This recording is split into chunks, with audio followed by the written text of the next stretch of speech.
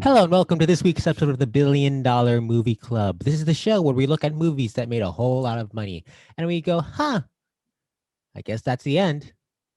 This is Of the the end. game. The games are over. The playtime is over, as they like to say. I am Christian Simpson and that is Pawan Meta. Pawan. How are you doing today?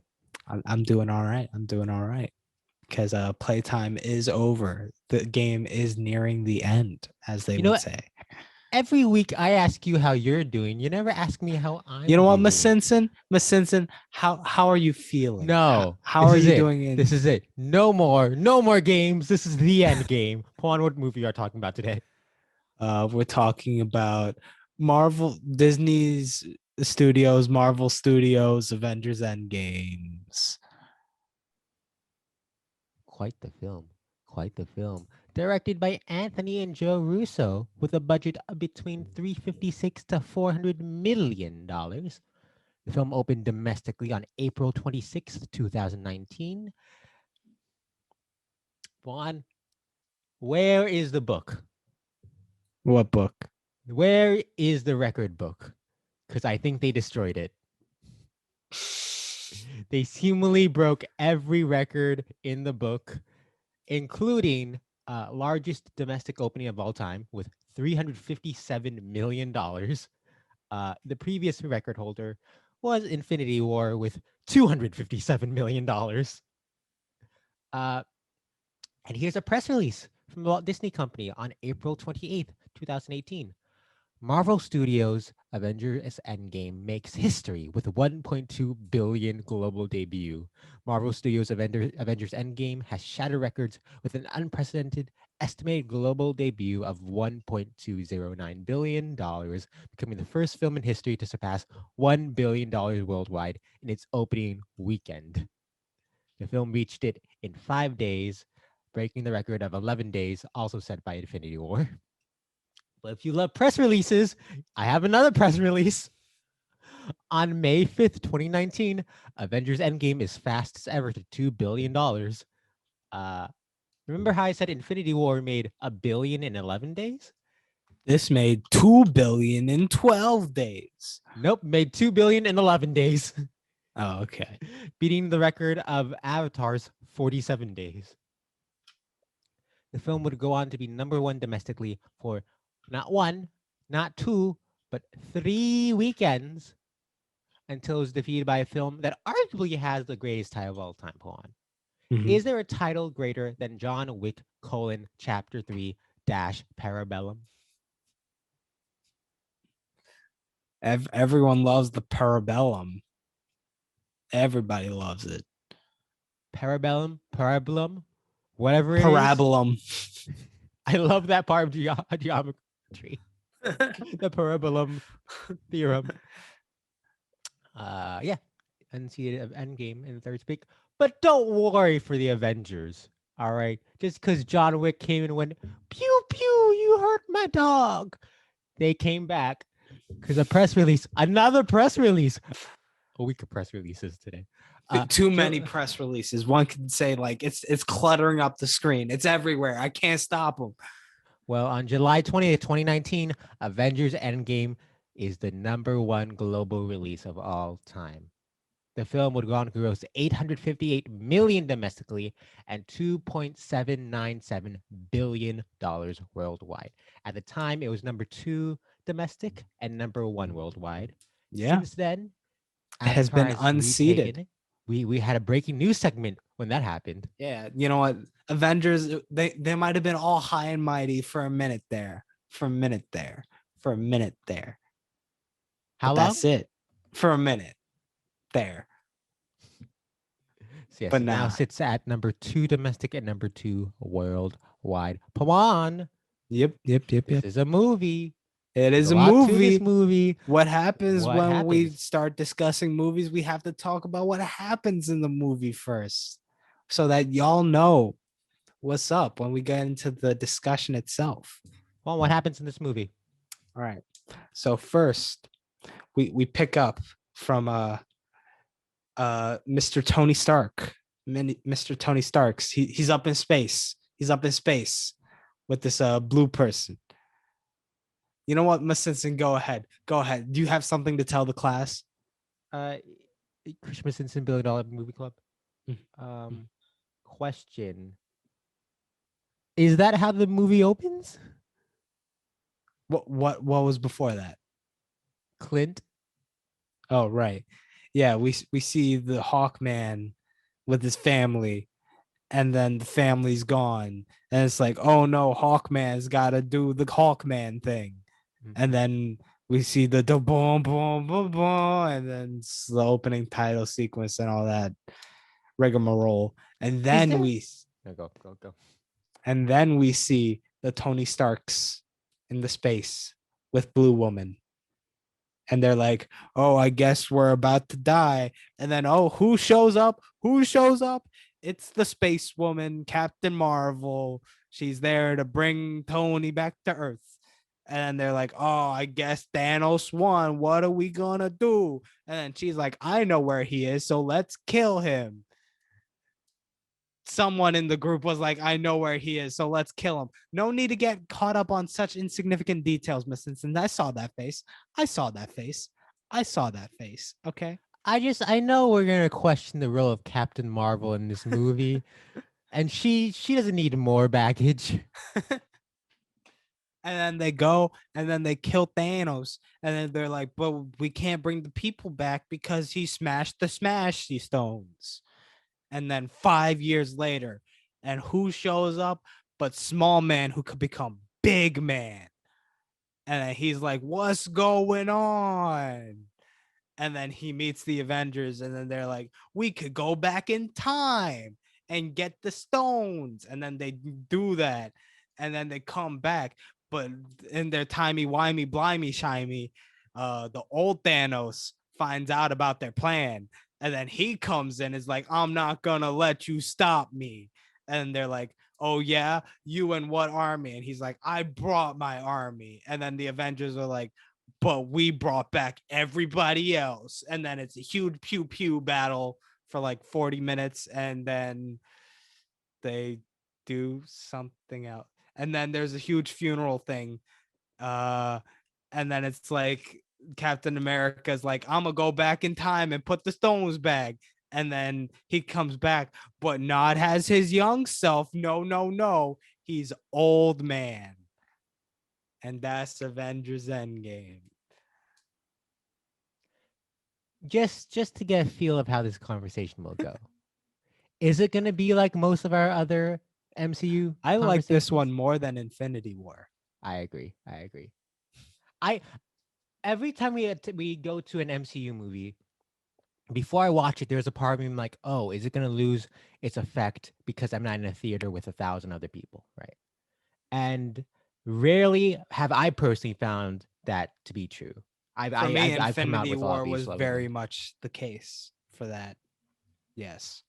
You've mentioned in our I think you mentioned it, maybe I made this up, that in our Infinity War discussion, that Infinity War felt a little more all over the place with all the different storylines.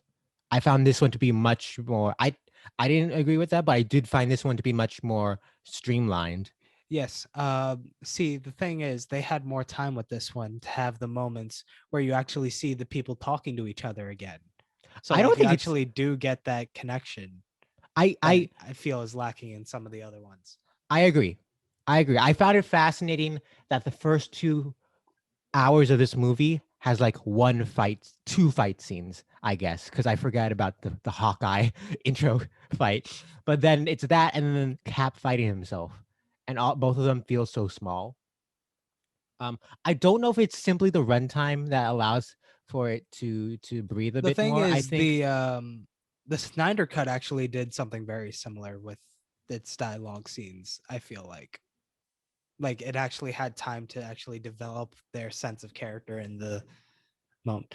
Yeah, I just note it probably is due to no. runtime. It Yeah. it did no. I don't think it is just runtime because you have 18 different storylines with different goals in Infinity War that's all branching apart. And the point is to bring them together at the end, right? But from the start of Endgame, they all have the same goal in mind. And so it doesn't feel as scattered or there's less introductions Right. between characters. It's just developing the bonds that are there. And when it's mainly that original crew, it's the bonds that It felt have been like one established. last hurrah for the Yeah. people we actually care about for the most part that we had time to really seep into, Which is get what in their bones. Go ahead. is Bonesaw ready? Where's Bonesaw? But yeah, this movie, although it's Avengers in name, the only the only two characters I think really evolve throughout it are Tony and Cap, and it is their send off to the in the franchise. Assumedly, I still think like 10 years down the line they could get them back if they wanted. But yeah, I'm a big fan of this one. I'm a big fan of this movie. There's elements of it that I enjoy, and there's elements I don't like. But overall, Well, it is slightly Pawan, more positive Pawan, than. not every movie is perfect. All right, we'll get into that Whoa, whoa, later. whoa, whoa, whoa, whoa, whoa, whoa, whoa! Why are you Is giving it away the game? Why are you is giving it the away end the of the game? is it the end of the show already? Wow, that was a great discussion. This may be the most notes I took for a movie, but that's because every time an actor shows up for like 2 minutes, I go, wow, Don Cheadle. And I write down Don Cheadle's name, or Renee Russo, or Tessa Thompson with 8 exclamation points. Um, this may be the most stacked cast ever in a movie. You know what I found really funny? Yes. I was excited to see Evangeline Lilly in one of these movies again. She's great. She's great in them. I don't think she says a single thing in this entire movie. She has there's that scene when her and Scott pop up in the car. When they're like, "Oh, there's another time machine here somewhere. It's a van." And so they pop in the car and they set them. That's the funny thing about this movie is that like a third of the cast says nothing. Like they got Michelle Pfeiffer pops up in this movie for no reason and says nothing. Sam Jackson doesn't have any lines. Yeah. Angela Bassett is in this and doesn't say anything. You know, I heard that like they were keeping it under wraps even for the crew when they were like filming the like funeral scene where it just hovers over everyone's face so they don't Yeah. know who they're mourning to like protect the spoilers or whatever. I don't even know where I heard this, but like I heard something where like the people were like looking around. It's like I don't see Robert Downey Jr. anywhere. I guess it's He's so secretive about this movie. well, yeah, they had that whole oh see, this is why we already messed up. I should not have gone over the explanation of what this movie is because I spoiled the end game. But you didn't even mention his diet. No, but like I spoiled the movie by giving a synopsis. I spoiled the end game, since and how could you let me do that? I want to hop on this bit, but I'm very confused what the bit is. May You don't explain. remember? What? When the movie came out, everyone was like, listen, I know we're all excited. Hashtag don't spoil the end game. And then everyone was like, yo, if you tell me a single thing that happens in this movie, I'm going to be upset. But that's like every movie. No, I no. will say for this one, it was perfect marketing to make people go opening weekend. But Right? like, it felt like because of that level of marketing that was added to it with the like don't be mean and spoil it for other people, people were especially on guard for this one. It's like, yo, if you tell me that a superhero is in this movie, like if you say a name, I'm gonna be upset. I don't remember this, but my memories of Endgame is me finishing a performance of a show, being very tired, going to see the movie, and then having another performance the next day, so I could not talk to people about Endgame. I was dead. Um, And Pawan, you say Robert Downey Jr. not there, could be his funeral, could be Jeff Bridges' funeral from Iron Man. He was an Iron Man. It could have been, who else is missing? Coulson. Coulson never got a Okay, funeral. okay. But if it was any of those people, why the hell is the kid from Iron Man 3 there? What a plot twist. What a plot twist. Also, why? Yeah, I No know it's disrespect to weird. the kid. No. The thing is, like, don't get me wrong. We both really loved Iron Man 3. Oh These yeah. movies treat like Iron Man 3 like it didn't happen. So like just seeing the I kid still don't pop agree up with with that. no But explanation was weird as fuck. I still don't agree with that. But you're right. How freaking weird it is, especially because Peter took over that role and that relationship. So someone just had a cool idea, and you know what? It was nice for the fans, right? Was It it? made some people happy. Listen, the only thing I saw after that were like the articles pop was like, who is that kid? And then just like an explanation of who the kid is. But that happens with every Marvel movie nowadays. Yeah, but like that's all I saw about this moment. Like there was no people being like, "Hey, it's that kid from Iron Man 3." No one did that. I don't know. I don't know. Where to begin? Where to begin? I mentioned earlier the first two acts pretty devoid of action, which is actually very impressive to see a blockbuster like that, I think. Especially when we see stuff like Ultron before it start off with that giant action sequence, or even Infinity War starts off with Thanos killing the Asgardians. Right. Um that first couple, maybe 10-15 minutes uh after the time jump are like a straight up drama in the tensions that are built and the dour tone. And I think the Russos do a great job of really making that first section feel so different from the rest of the MCU. What I will say is I liked the amount of time spent on like going through what the characters are, how they're dealing with half the population being dead. But like honestly, I get it in this movie, but it feels like such a missed opportunity that they aren't exploring that so much further in their other medias. Like I want to see more shit about what happened in that 5 year gap. I want to say there's some spin-off that's supposed to tackle it. I don't remember because there's 900 different movies and TV shows being made. Um, I I know Far From Home jokingly tackles it a bit. I don't know. Are you saying you just want the leftovers but in the MCU? Yeah, that's literally what I'm saying.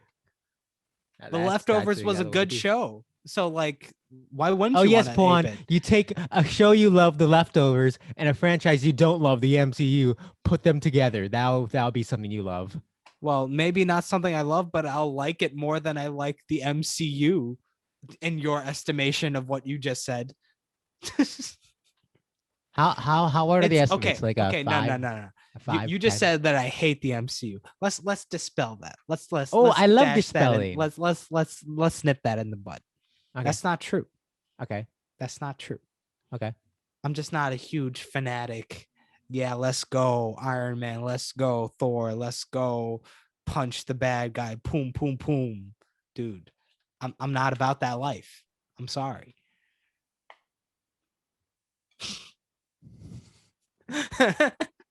Okay.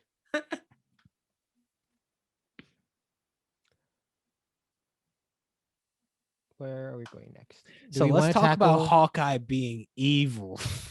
Oh, I was gonna say, do we want to tackle Captain Marvel? We could tackle Hawkeye. What did you think about Hawkeye in this movie? Like I felt like his where he starts in this movie feels weird because like they're trying to go for like a darker thing with his character, but it feels like they can't go too far because they're still trying to work in that PG-13 range or something. I think you mentioned earlier that they have more time to develop stuff. One of the things they don't develop is what happened to Hawkeye in that 5 years. Because like there was that one scene between was it was Black Widow and whoever was it, she talking to Rhodey or something, and they were like yo, you don't want to see what he's doing out here. Yeah. It's some gruesome stuff. Yeah. I think it was too vague. And I understand the idea that he had such a large loss that he went into a dark place. I don't think we got to fully explore it, and he got yanked out of that place so quickly. Um, so the like that the early Hawkeye stuff doesn't land for me too solidly. I do like that opening scene of him with his family. I thought that was a lovely scene with him and Linda Cardellini and the kids. You have that wonderful scene of him when he's testing out the time travel and he's running into the house because he's about to see his daughter, and then he disappears and he's breaking down because of that. I think he and Nat have some great fucking moments, whether it's in the ship or it's them trying to run off the cliff. I think Renner is doing some of his best work in the MCU so far in this film. Okay. But I don't it's love good that you noted in the MCU, because his best work is a year from when this movie released. His 2 studio albums. Come on. For some reason, I was trying to think of how to connect this with Tag, which I actually enjoyed. I could not. Nah, you're forgetting about his 2 studio album releases under the name Jeremy Renner. But it's him. He is the star. But that doesn't happen too often. This movie made me more excited for the Hawkeye show, which I was just excited for Haley Steinfeld and Florence Pugh. But now I'm like, no, I am on that Hawkeye train now. And yeah, Renner's great. One of the things I noticed about this movie, as I mentioned, so many actors are like 2 lines, a minute screen time, right? But you get like the best actors in the world to do it. So they're bringing it. They're bringing it whenever they need to. And so everyone's just killing it. Mentioned Renner. I thought Scarlett Johansson was great. Downey Jr. and Chris Evans are holding on to this one so hard, carrying it so much. I mean, the thing about you saying like the best actors like delivering those 1 or 2 lines, I can't help but like look at that artwork behind you and see so many white faces. Yeah, I'm not saying you're wrong. The two. I don't know. Can the mic hear me? The 2 people of color on this poster are Okoye and Rhodey. And Rhodey got someone. I'll say this. This might be the most screen time Rhodey's ever had in a Marvel movie. Well, no, you haven't seen Iron Man 2. That's why. No, okay, there we go. I remember Okoye on the posters because before the movie's up, I'm like, oh, they're putting focus on Okoye. That's weird. That's cool. I think it's because she's the one Black Panther character who didn't die. Because I'm watching it this time. I'm like, okay, she's in that meeting with all the holograms. That's cool. She's gonna go back in time with them, right? Right? But she doesn't. You know, fun. Just another fun note to know about the Time Heist segment. You know their costumes for that? What about them? Pure CGI. That's cool. You know why that? What one of the reasons behind that could be? What? VFX houses are the only parts of the film. One of the only parts of the film industry that don't have unions. Also, it just makes it.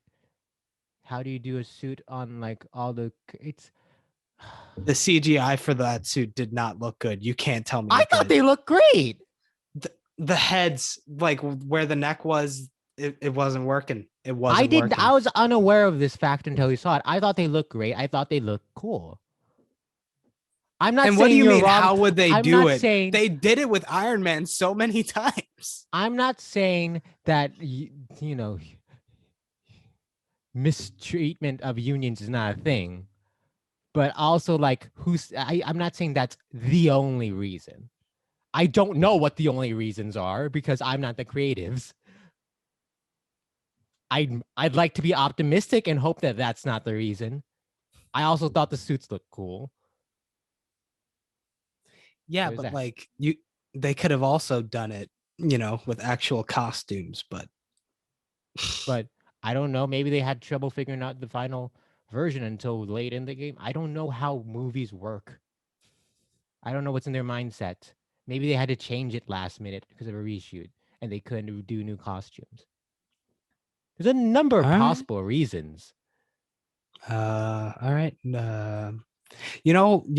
What's one I am character the I Captain didn't America like? here. You are the Iron Man. For I have hope that society will be good. And you're like, no, no, no. We need armor against the Ultrons and the Thanoses. Did that make sense? Sure. One character I didn't like in this movie, who What? who I'm usually a fan of, Hmm. Hulk. They did Hulk dirty. I don't know if Hulk gets a lot to do. And we mentioned it before, the Ruffaloization of the Hulk character. The kind of nerdy, a little more neuroticness is brought out a lot more. And so it's a very different Hulk. He No, felt that's more not jokey. He felt more jokey in this one than previous iterations. my issue. Is more in terms of like, so the main thing with Hulk that makes him like a little bit more of an interesting hero in my from my estimation is that his superpower isn't like a positive, it is a curse. But then in this movie, it feels like they're like, okay, this bad thing happened, but if we, because of my actions, if I double down on it, we're going to come out with a good outcome. Double down on what? In this case, he's like, yo, okay, so gamma radiation provided this really bad outcome for me, but if I do it again, I'm going to be happy. Are you specifically talking about, because the only Yes. mention of gamma radiation is the Yes, I don't the like the gauntlet. choice of like having the Ruffalo Hulk, Okay, like that's having not. them as one.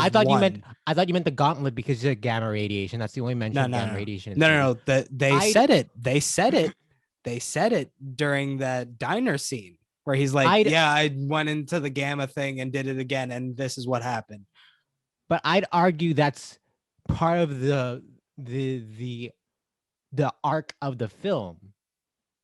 First off, on a storytelling perspective, if he just keeps doing the same Hulk thing over and over again, this inner fight with himself does not get repetitive among in the MCU.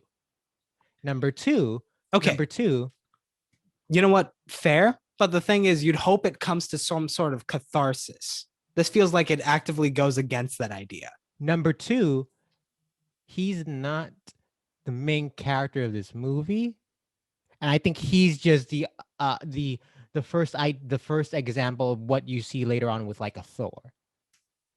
He's not trying to be what he wants to be. He's being what he is, and he's embracing this the two sides of himself and bringing it together.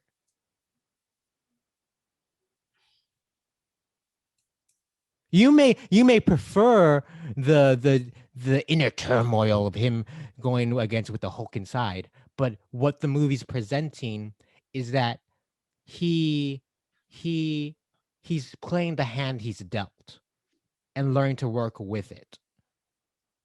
What I think is you get that with Hulk specifically. I'm sorry, Thor. You get that with Thor. That's kind of Rocket's thing with the Guardians family. If I want to push in that direction, um, yeah. Playing with the hand you're dealt doesn't mean you double down on the action that turned you into whatever you don't like about your current situation. No, but he's not fighting up against it. What was this your victory dance? Because he's not fighting against it anymore.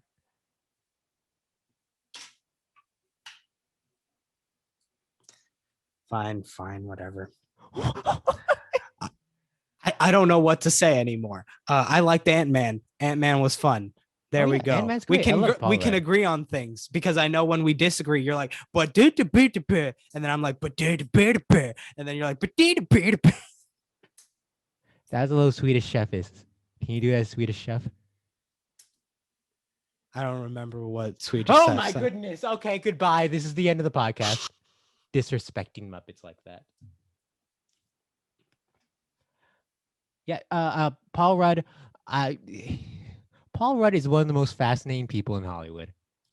You know, I'm going to bring this up again later, but going into this movie, there was a lot of memes coming out. It's like, you know what the Avengers didn't have last time? They didn't have Ant-Man. He's gonna be the secret to killing Thanos. Wait, he's gonna crawl up Thanos' butt, right? I was gonna bring that up later. Oh, I'm sorry. I thought that was like the joke on That's the why I interwebs. said I was gonna bring it up later. I'm sorry. That was the joke on the interwebs forever. All right. Well, rewind. Um, Paul Rudd is incredible in these movies. He's always a delight. But I really love that the first moments of him returning to Earth, and him discovering what's happening, that dour tone, and him reuniting with his daughter is a very beautiful moment that touched me watching it this time Where did it touch you? in my heart, right here, in my heart, Okay. in my Okay. soul. It's a beautiful moment, very quiet moment. Shouts to Alan Silvestri, who I don't think we've mentioned enough. He did a lot of the music on the MCU in general, and his score is spectacular in this one. I found it really really setting the tone a lot in that first act when we're recapping what everyone's doing after 5 years. So yeah, Ant-Man has a lot of great moments. You know, it was fun. You know what's the scene I liked? The one where Captain America is in group therapy and the dude Is this a joke or no? Is and this the a joke or Russo no? dude talks about how he's going on a date with a dude. That's nice. That's nice. It's nice. I don't like that there's this giant. Oh Yo, my he's god. the first gay guy in the Marvel Cinematic Universe. You got a problem with it? You got a I problem with it, Miss Simpson? it's, I have the problem that you have. I can't tell if you're on a bit right now or not, because you've done this bit before. Because like Beauty and the Beast had the first gay Disney character, and I'm sure the Finding Dory, I think, had the first gay Pixar characters and like the background. So I don't know if you're serious or not about this Russo brothers I love cameo. how it's like so important in the movie that like you can just cut it out for the Chinese release and it's fine. You could do that with any character development discussion scene. Yeah, but Oh, see thing is not as much I'm if not it was ignoring the like fact a that I'm not Captain ignoring. America or an Iron Man doing it. Do we know if that was cut out of the Chinese release? Bruh, come on. Of I- course it was. Yes. Yes. I'm gonna look this up. They literally ban gay content there. So any mention of that, yes, they have to cut it out if they want to if they want to show their shit there.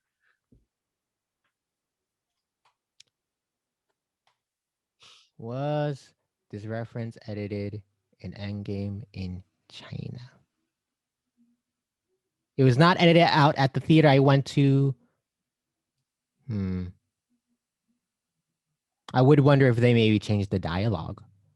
Because unlike a couple kissing, it's being dubbed in China, so you could change the subtitles.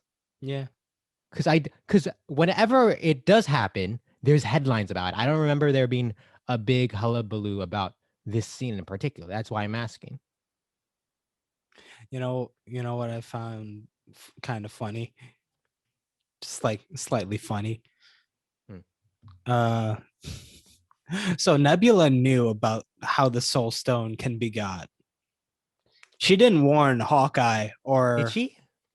well, like afterwards during her conversations with the older Gamora, she was like, "Yes, Thanos went to pick up the Soul Stone with you, and he came back with the Soul Stone, and you weren't there." And then she did not warn Hawkeye or Black Widow. Because I had the similar thought, but she wasn't in the moment with Gamora and Thanos. So in theory, she could have just thought that Thanos killed Gamora and not known that it's connected to the stone. I had the similar thought. Listen. If we want to logic it out, sure. I just thought it was kind of funny that like they just went No, in no, without any warning. no. That's I had the same thought. I had the same thought, and then I was just like, well, Nebula wasn't there in the first place. Shout out to Karen Gillan also, who I think has the short striff. What's that phrase? Gets short striff. Short You know what I'm end talking of the about, right? stick. Yeah, Whatever. sure. As the least charismatic Guardians character, I think she's forgotten so often, but she's awesome as Nebula. And she's also wonderful in this one. I like getting some time with Nebula. I really enjoyed the Nebula Tony stuff early on. Like it's just two characters who would never spend time together, forced to spend time together. But also you have that like wonderful moment of her like being like, "No, you take the food. I'm stronger than you, human." And so that's fun. Let's unopen Captain Marvel, who's unnecessary for this movie. Well, like they didn't know whether or not people were gonna like her, so they're like, "Well, I don't know if we want to put her too much in the movie." No one knew Black Panther would be as big as it was, and then Infinity War ends in Wakanda. Infinity War ends with the tease that she's gonna be the next big thing, and she comes to bring Tony and Nebula back, and then like I don't know fly what into else. a I don't plane. know what else to say, man. Like they obviously just like they were like, we have this. I think they might have shot these scenes before the Captain Marvel scenes. Like Maybe that's what I heard. So like maybe they didn't even have a full idea of who she was as a character yet. I'm not saying I don't love how dumb it is that they go, Or oh, there's other maybe planets. she couldn't be she was too busy filming her own movie that she couldn't be in this one. Scheduling conflicts are a thing, especially in these huge multi-film like 7 movies per year things. But like, I yeah, I agree. It was stupid. it felt like this huge build, and her movie was in between, and then she was there to like push plot along. But She was also, there. I It's like think I'm better than all you mortals, but I gotta go do things off screen.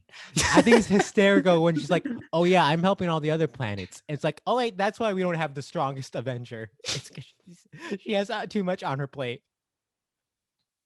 It's hilarious. I love it. um, Not to discredit Brie Larson, who does what she does with what she's given. Shout out to Brie Larson. 2 weeks in a row on this podcast. and for the same character, how did she get away with it? How did she get away We've with had it? that a number of times now, haven't we? Have we? Black Panther into Infinity War. I want to say there might have been another example, but that's probably it. Yo, how are we doing this? How are we doing this? Progressives over here, Marvel Studios. I one thing I noted watching this Mm-hmm. is that they were very free with their uses of like bitch and shits and like the minor curses. I feel like they were thrown around a lot more often Disney in this Plus movie than doesn't usual. have a censored version of this movie on their catalog.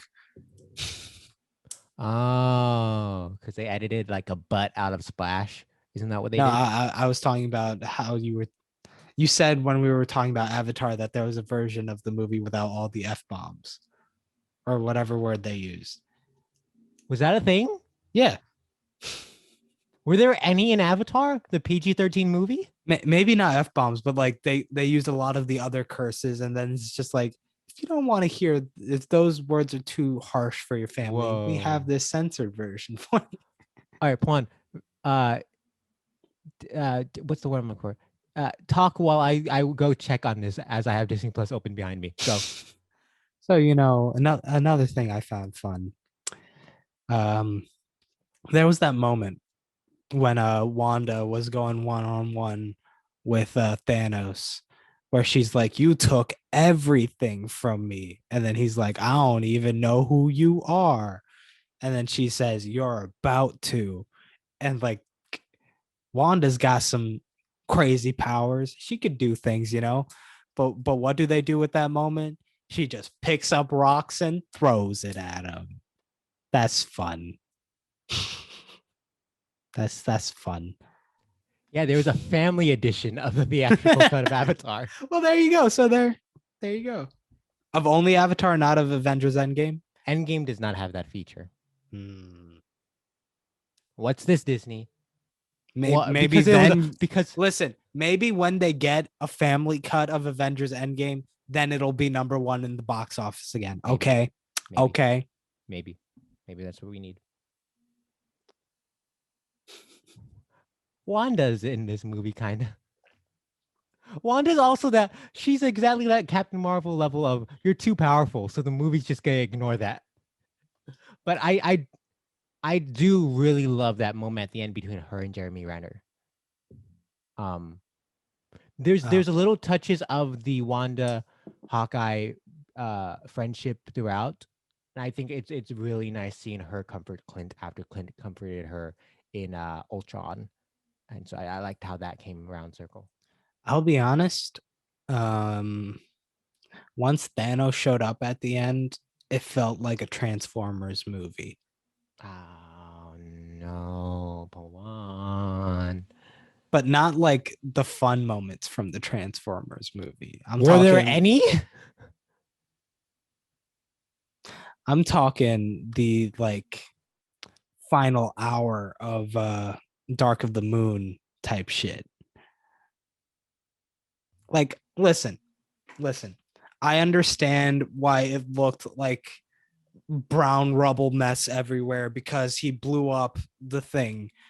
But like, it did not give me any sense of place. It felt like they weren't anywhere. I love how we've both brought up that argument for movies we don't like, and the other person loves the movie. So it's just fun that that's the argument that keeps coming up. My thing with this fight, right, is that yes, you have the Marvel quick cuts. However, you do get those moments of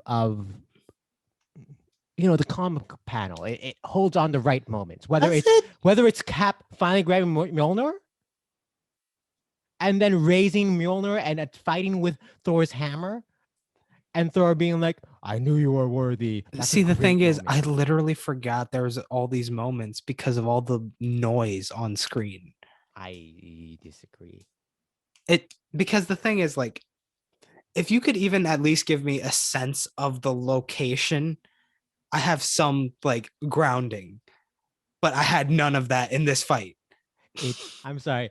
There's like so much CGI and like particle effects and everything just obscuring the screen that I couldn't grab onto anything. I'm sorry. It's hysterical. I said this about Jurassic World: Fallen Kingdom, and you got pissed at me for saying that. But I'm not going to disagree with you there. I think a little bit that's the point of such a massive battle that it's hard to keep track of where everything is. I found that whenever it was able to focus on a character, then there were cool moments that character I grabbed onto. Whether it was Black Panther running through, whether it's Peter hopping from character to character and having I want to say one thing though, in regards to your argument that like this is the same thing you said about Jurassic World Fallen Kingdom. My argument to that is that at least in that one, the individual locations, you had an understanding of what it was. That's fair. There it is a much smaller space. This is a wide open battlefield.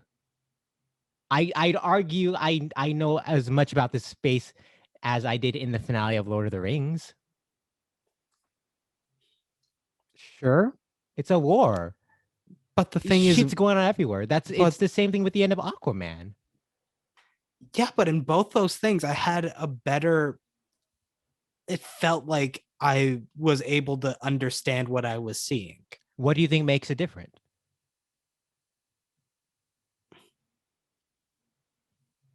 Maybe color palettes, maybe contrast. That would have helped. That's weird when Aquaman, I think is as dark as this one was in the final act. the Because thing is, Lord of the Rings does have the practicality of it, which helps it, right? For the most part, not at all of it. least with Aquaman, the people's costumes definitely looked like very much different from the other sides. Whereas this one, because of the attention to detail and the overall flattening of the colors throughout the movie, it was hard to tell the characters apart. I don't know if I can agree with that with Aquaman. I'm not gonna disagree with it for Avengers, but I don't know if I can agree with that for Aquaman. Because I can't tell you what those characters look like at the end of Aquaman. And like the thing is, like, I feel like this is the most boring environment in which the Avengers and like any of these Marvel movies have fought in. Compared to an airport. Like even the airport was kind of bland because like they still didn't do too much with it, but yeah, the airport, New York City, places like that where there's an actual location. Yes.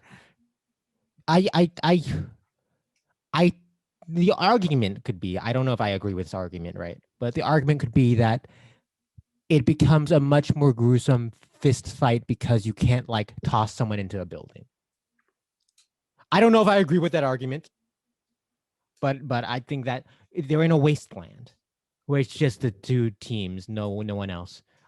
I just remembered something. You know what I found really funny? Hmm.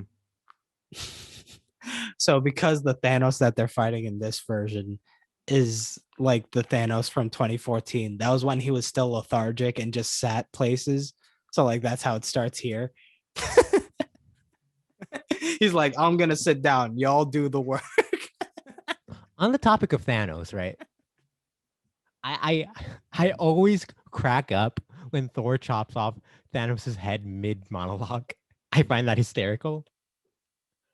And I actually really appreciate that we going into the movie, we all like, oh, it's gonna be Avengers versus Thanos.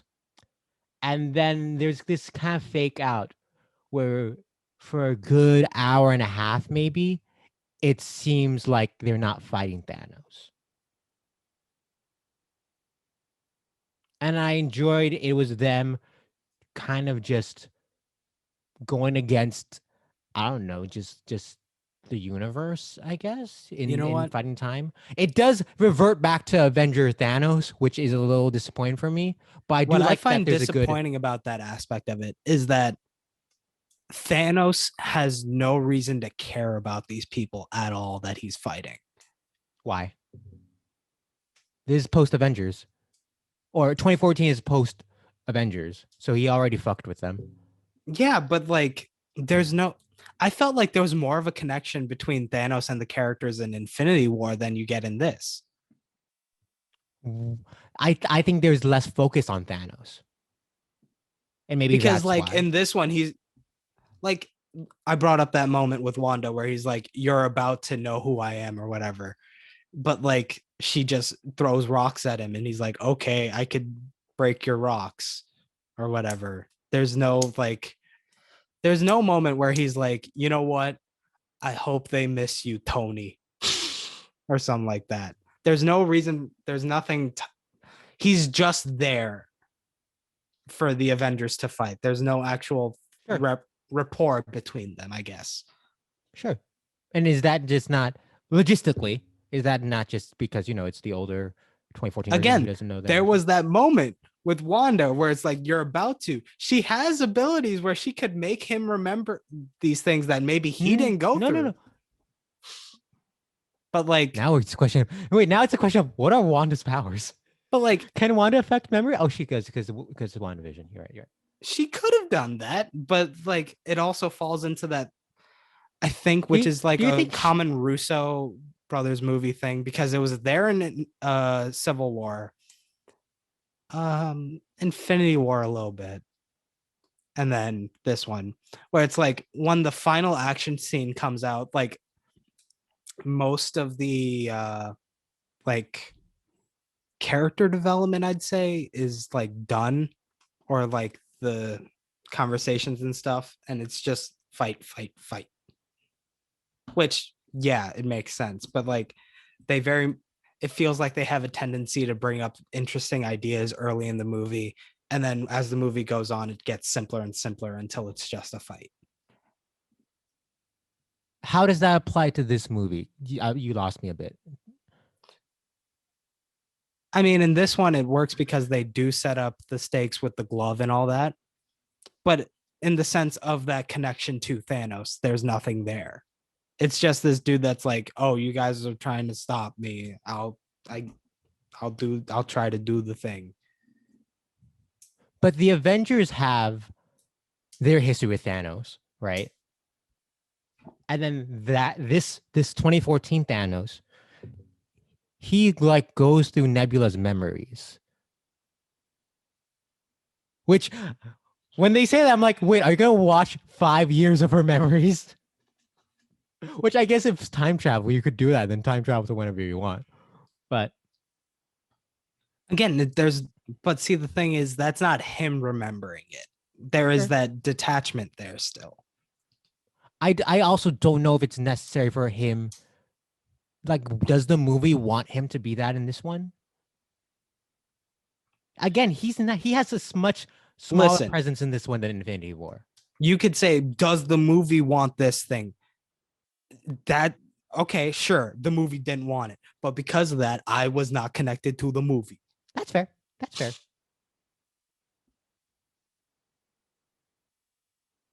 It, mm, it's interesting how much this movie plays into being a hero and why you're a hero and the inner drive. I don't know where I'm going with this. I thought I had something. I'm gonna be honest. I thought I had Um, something and then I lost it. I don't know how I feel about the Loki moment where he uses the Tesseract to escape. Yeah. I haven't seen Loki. I have no clear Not thoughts. because of any not because of like the show or anything. I don't know. I feel like if you're setting something up as an ending for this huge thing, it feels kind of weird when you're still like setting up moments that are to come like Do you that. that I found because I agree with that's a good point. This doesn't feel like an end to the Avengers. It very much feels like an end to Cap and Tony. Because remember, it ends with Cap passing on the shield to Sam. It feels like an ending of a huge arc. It feels like to me, it feels like a season finale rather than a series finale. It was built up as a series finale, but watching it, it feels more like a season finale. See, I don't know if I agree with that Why?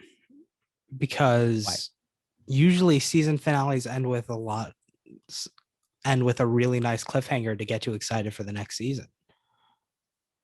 Loki, Falcon getting the shield.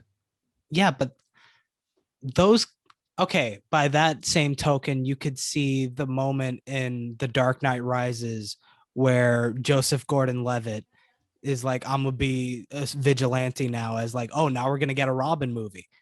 It could be implied of it being another season. Again, this is not a one-to-one comparison, but it does imply something happening after, right? Yeah, but that doesn't imply that we're going to see that thing afterwards. Like Fair. Cap passing on the shield to um Sam. Sam very much feels like the Robin moment to me, where it could just be a passing of the torch, Yes. like story wise, but like you don't have to see what comes next. Is the Loki moment so odd because it kind of happens and then no one acknowledges it? There's no moment where Tony and Ant-Man are like, It "Whoa, feels what like happened to that Loki?" moment from the first Jurassic Park where they like really focus in on that like canteen that's just there. And it's like this is going to be important later, but not resolved in the Did you first get the movie. sense that was supposed to be teasing something later? I never got that sense from the Yeah, canteen. because there was the dinosaur things in it that are just there now, so anyone can come pick it up. Huh. I didn't get that from that. I understand how you could connect that. I just I never I didn't get that from that canteen in Jurassic Park. But yeah. No, the season series finale isn't a one perfect comparison, but it is odd that the Loki moment happens and no one acknowledges it. So it feels so much more divorced from the story because it's there, no repercussions, and then it becomes such an obvious. Yeah, we have more coming in the universe to come. I also found it interesting that like you can kind of tell the scenes that take place in like 2012 that were actually part of the original Avengers movie as opposed to something that the Russos had to direct for themselves for this. How so? I don't know, just in the staging of it, the framing and like the blocking itself. I do think like they probably had like wigs and stuff. They weren't 100% looking the same way they were in the previous movie. I'm not even And talking about their look. I'm literally talking about just the shot yeah, compositions and the blocking. well, I was gonna say they are a different director, other than director not to be I'm named. not saying there's something bad about it. I'm just saying I No, no, noticed it and yeah, I thought it no, was interesting.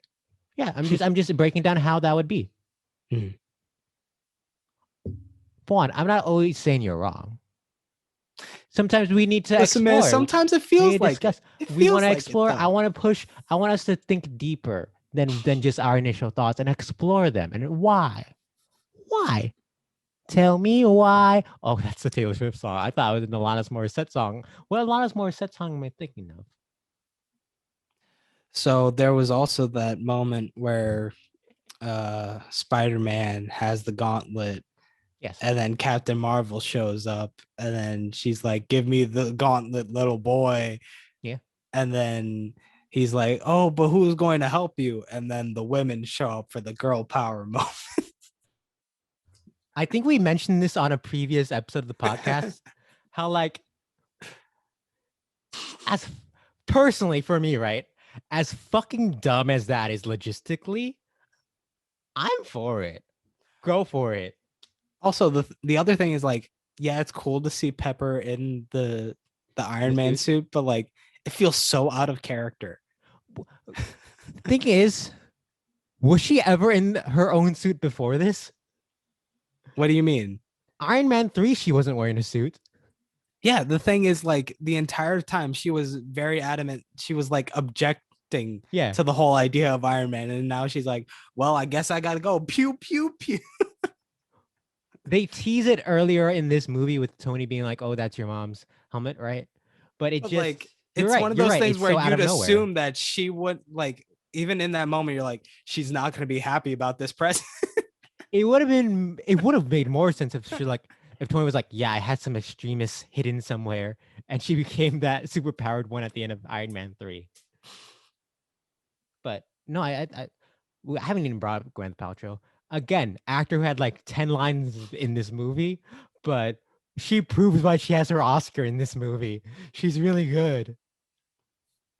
And as you mentioned, like the girl power scene is such fan service, but I thought it was cute. It was fun. It goes by really quickly. A little disappointing that Natasha's not part of it, just because she was like the first major female character. But no, I don't mind that scene. Do you mind that scene? Nah, I just thought it was kind of funny, especially with like Gwyneth on this side, just like What's it?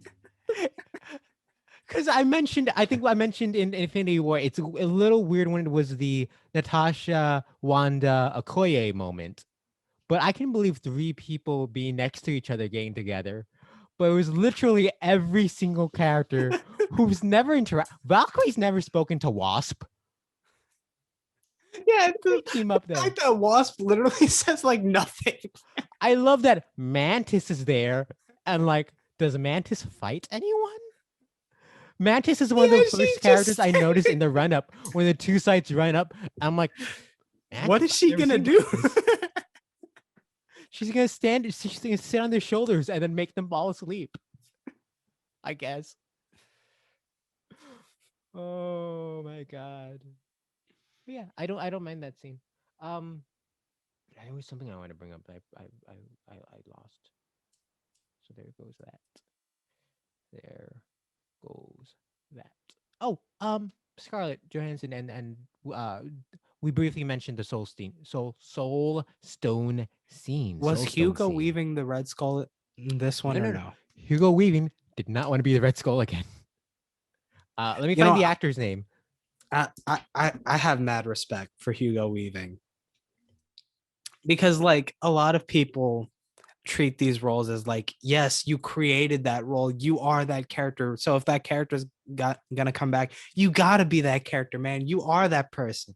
But he's like, nah, I did it. Like if I have a scheduling conflict, I have a scheduling conflict. I'm not doing it. Oh, I Like thought I'm he just, if I remember correctly, he just straight up did not like being Red Skull, and so he didn't want to come maybe back. that's the case for this one, but like that's literally what he said for Matrix 4. Because he's not coming back for He's Matrix not coming. 4.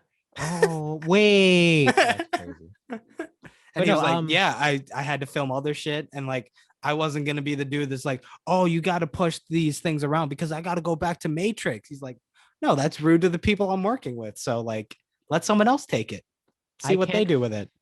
I can't find the articles and stuff. I believe the story is that he just straight up did not like being Red Skull and didn't want to return as Red Skull, and that's why he's not in this one. They got Ross McQuand, who he's in The Walking Dead, and he does a lot of incredible impressions. Very talented, and so he came back to do his Hugo Weaving as Red Skull. But like either way, mad respect to Hugo Weaving. Just like knowing what he's about. We all love Hugo Weaving. No one was disrespecting Hugo Weaving. Yeah. Um. But yeah, I really like that scene between. Hold on.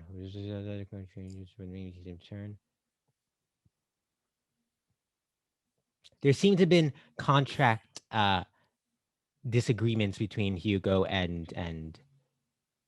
the Endgame people.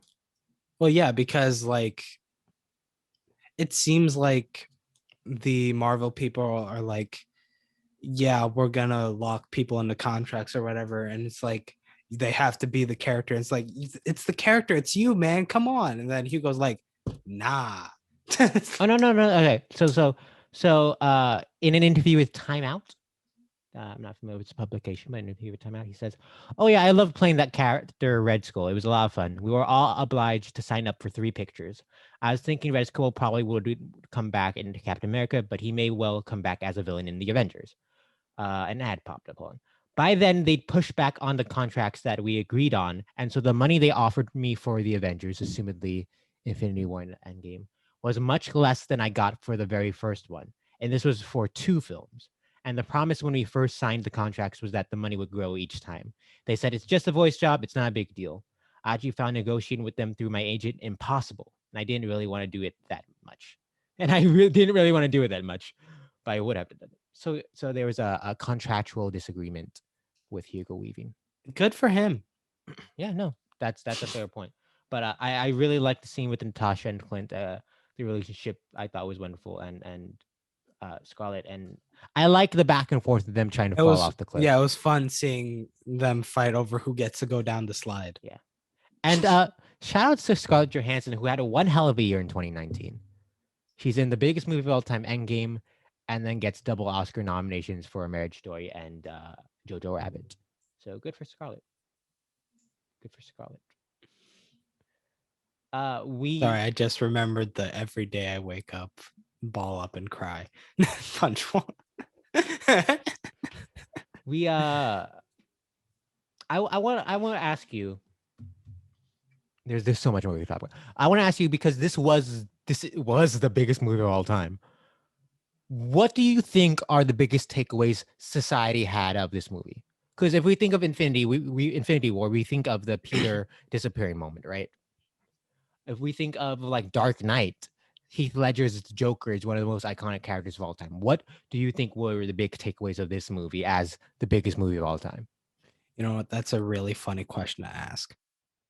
So I'm gonna bring up a couple points. So initially, they were going to call this movie Infinity War Part 2. Sure.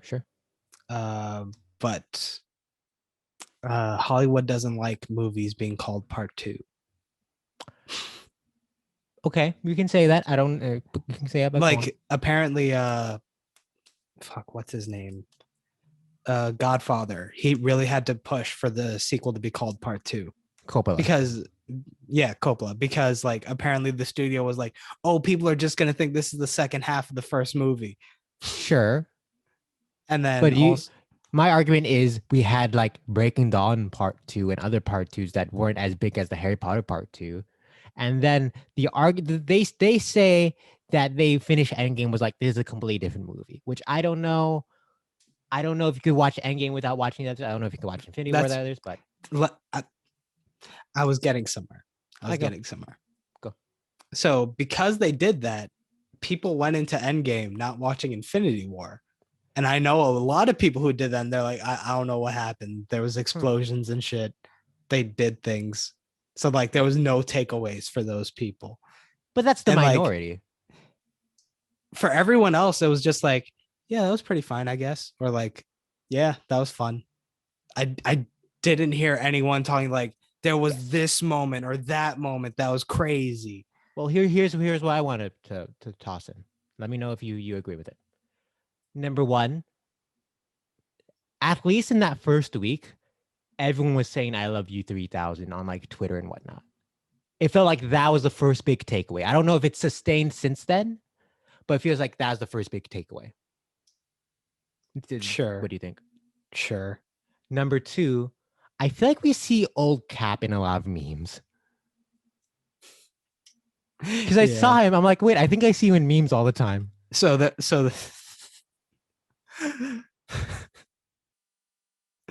there was that moment where Sam asked like, "Are you gonna tell me about her sometime?" And then I said it along with Cap. No, no, I don't think I will. That's a meme, right?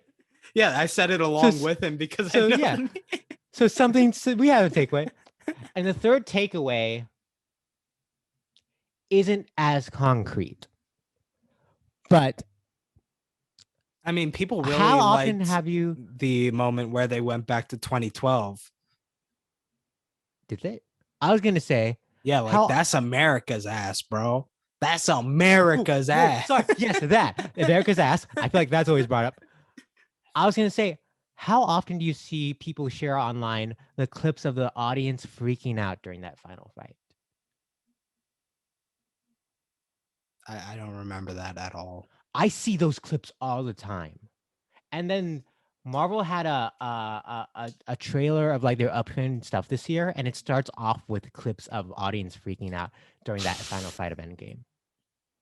Like that's a moment, Sure, I and that guess. collective feeling of that electricity and that audience, I think, is something that's remembered from this movie. Sure. I mean, I didn't experience that both times And the watching it. I memes, didn't. Well, and the yeah. memes. Okay. Okay. I'm here for the memes. Of course, everyone knows a movie's quality is judged by its meme I potential. I will say, genuine question: are there Aquaman memes? As people who loved Aquaman, were there Aquaman memes? I don't think so. Like it didn't have lasting potential like that because like I don't think there's like a culture around the DCEU as there is around the Marvel movies, if that makes sense. There's not a culture around the DCEU. Yeah. The people who made the Snyder Cut a thing. Yeah, but that's such a small subset compared to the culture Sure, around Marvel movies. that's fair. That's Like fair. people can make entire But like YouTube channels or like TikTok channels or stuff off of Marvel movies and TV shows. You my can't really argument, do that with my DC my question there then is, how is one of the greatest movie memes of all time from Marriage Story? because listen, it had the star of one of the biggest movies of all time and the villain of the sequel Star Wars trilogy. Like come on. I think that's what propelled it more than anything You else. think? You Yes. think? As someone who loves who thinks Marriage Story is terrific and whatnot. It does boggle my mind that scene became I such a meme. very much think it's because of that. And also the fact that that was the scene that was taken in isolation and put online. And like, it's such a jarring scene for that to happen to that people memed it. Sure. It is a jarring scene to see by itself. Pawn, I have a lot more to say about this movie, but I think we need to take a break right now. Ooh, watch out, it's the Endgame. Oh no, look at me. I'm in this movie theater in the middle of this movie that's over 2.5 hours long. And oh me, I haven't eaten in over multiple fortnights. One can even say a full year. Pawan, you should have stopped sucking on that ring pop. There's no nutritional value to ring pop. There's only so much I could eat. There's only one food that quenches, that satiates my stomach. Is it? And it has been a full calendar year since I've had it. Is it the popped corn? Yes, it is popcorn. Popcorn. Popcorn. Oh wow, I love popcorn. Call that movie theater perfection. Golden, delicious, buttery, salty, crunchy, mouth tasting water. Popcorn.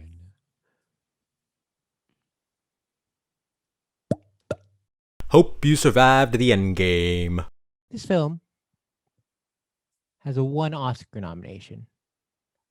Best visual effects. We're going to lose it to First 1917.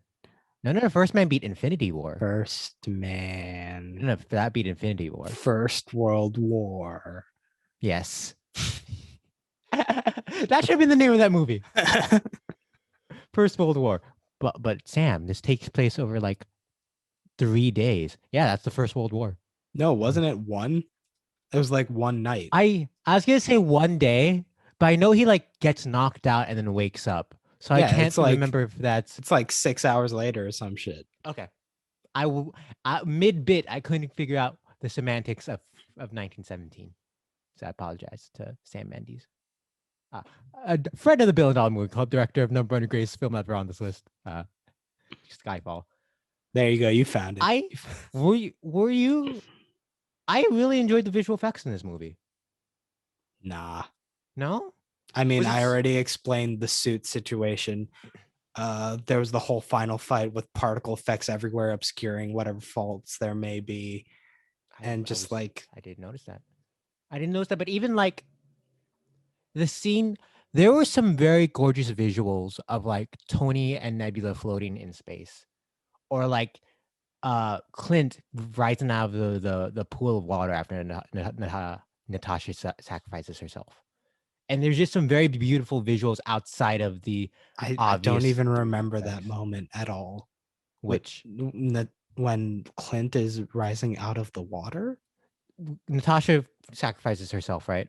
Sure. And then Clint like wakes up in water, and is grieving over the fact Natasha just sacrificed herself. Nothing's coming up. But I found some very gorgeous colors and visuals, and Again, this movie They do had a some good very stuff. muted color palette, which I wasn't the hugest fan of. but when the colors do show up, I found it to work. It still felt desaturated or like Okay. just muted to a certain degree. Okay. Which for like the first hour and like a half or whatever works because of the tone of the piece, but like yeah, just wasn't a fan of the look as much. I want to shout out the Russo brothers throw in a community cameo into all their Avenger movies. In the past, Danny Pudi was in Winter Soldier, Jim Rash was in Civil War, and this one both Ken Jeong and Yvette Nicole Brown show up very briefly. So as a huge community fan, I enjoyed that very much. Just wanted to toss that in there. Toss a little of that. I have a question about Cap, right? Mhm. Cause all right, outside of the first Avenger, how often does Cap focus on Peggy?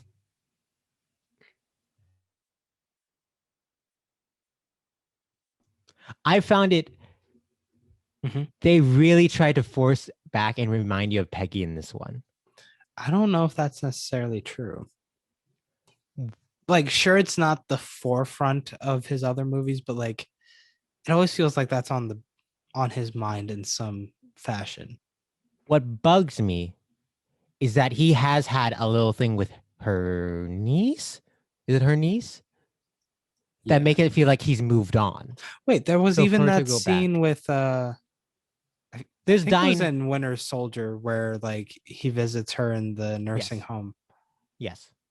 And then she does die.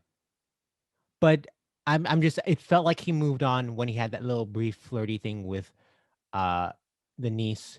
I feel like there's Well, another in that interaction with someone regard, it else. could be something where it's like, your old flame who you thought was literally gone is right in front of your eyes again.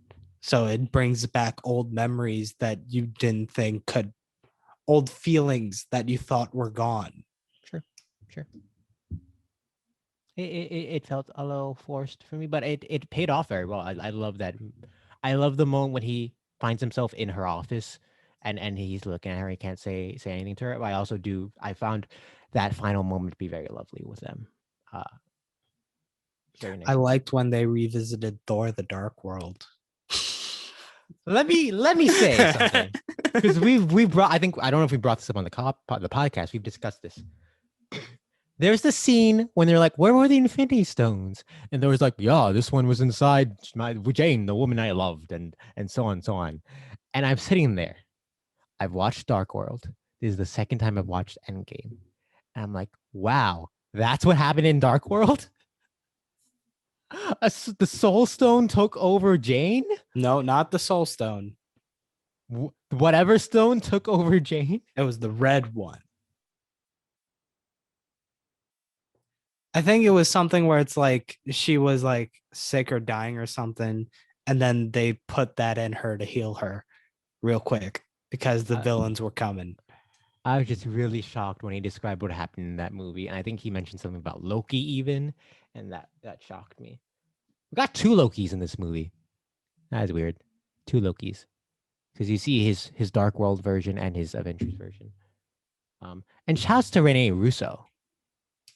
Renee Russo is absolutely wonderful in her role here. A beautiful presence, and her scene with Thor is a delight. We haven't even talked about Thor. Shall we Yeah. get deeper into the Thor storyline? Sure. Without Thor, we wouldn't have Fortnite in this movie. You know what? Kudos. One thing I'll give this movie kudos for, they didn't say Fortnite, but they were talking as if they were in a multiplayer game, and they were showing a multiplayer game. Pawan, turns out, oh no, someone else had the rights to Horizon Zero Dawn this time. Roosters couldn't get it. Yo, I'll meet you at Faulty Towers, Arch. Some dinosaur. The Thor character is so sad in this movie, and I love it. I really love what happens in Thor in this movie. I really liked his arc and moves, his money moves. Money moves. His money moves. I don't think he was making money moves. I think he was making scared moves. He was making money moves and calling Mjolnir back to him. Mm-hmm. Those were some money moves. I like to imagine, because there's a part of me seeing them like, where was Mjolnir in this scene in Thor: The Dark World? So I like to imagine that version's Thor was currently in the middle of a fight, and then suddenly the hammer's gone. Well, no, because like that was in the middle of the movie before the elves come in. I know it's wrong. I like to imagine. And like Cap also takes Mjolnir with him on his journey back. So like To return it. He does go to, does he have the connects to go to space? Well, it's in the question of like, how does Cap return every stone? Hold on, he returned the Soul Soul Stone. Stone. Did he have to sacrifice someone to return the Soul Stone? If anything, it feels like maybe the Soul Stone is the only one that's like you could get multiple copies of. Just like keep sacrificing. He just them off the cliff. It's like there you go. You got 4 Soul Stones right there. All right, now we're into the plot holes because like it's a lovely idea him going back to Peggy and living his life with her, and then return to this we'll call it the prime timeline. You know right? what? Why does it got to be a plot hole? Maybe we can make that a mini series of him just going through. My question is, so when Peggy's on her deathbed, is she married to Steve already? Sure. Okay. And she already knows what's going to happen because he told her. That's why she was calm in that moment. So there you go. Thank you for the answer. Just a thought I had. Doesn't affect the movie and my judgment of the movie. Just a thought. Is it just me or did Thanos feel less purple in this movie than he did in Infinity War? Because like that's one of the main things I go to with the desaturated colors. I don't know. He didn't seem as purple. It didn't stand out to me, but it's possible. Possible. Yeah. Maybe you had maybe was it possible there was a different setting on your screen? No. Then yeah, I don't know. Maybe. It's very possible it didn't throw me off. So there's that. Shout outs to Don Cheadle. We mentioned I don't know why you keep bringing him up. Like he's there. Yeah, he's there. I actually really like what he does in this movie. I like that little moment of him landing and he's just like snotty towards Ant-Man. And then I like his interactions with Nebula in this movie. Don Cheadle's cool. You just reminded me of that Jax Films video where he totally destroys this movie and explains why it's the worst movie ever made. By explaining that Hulk has 3 tacos and he gives Ant-Man 2 of them. Hulk is a big boy. He would need more than 3 tacos to have a meal, okay? Fair point. But that's the old Hulk. The new Hulk, very different. Well, no, if he's like hulked out and like, yeah, he'd need more food. Did he give Scott 2 tacos? He did give Scott 2 tacos. I thought it was just the one. Because Scott originally had the taco, yes? Yes. Nebula, Rocket Land, taco flown away. Then no, the insides of the taco. You're right. What happened to the rest of the taco? No, he's still holding the shell. He's still holding the shell. Does he eat it? Nah. Scott. Well, in a sense, he ends up with the 3 tacos because Hulk gives him the 2, and he already had the empty. 2. Huh? I thought Hulk was holding 2 and gave him 1. No, he just passed. He had like both in his hand and held it out to him. Why, Bruce? Why? Listen, you're a big green man. You need your food. Like, let's say you gave away the 2. Let's say you kept the 3 for yourself. You need more food for you, man. Come on. You're a big boy. You need more food. Even with that, right? Scott had 1 taco originally. Why are you replacing the one with 2? What if he only wanted 1 taco? You know what? Maybe his hands are his fingers are too like blocky to grab a single taco. He can only grab them in pairs unless it's literally by itself. Because if he just grabs the 1, it's too much pressure. So he might break it. Yeah, two is easier. I see.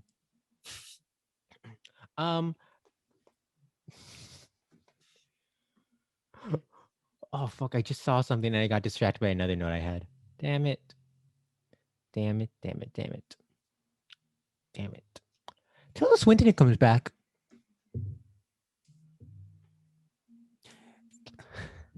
It feels really weird they didn't recast her.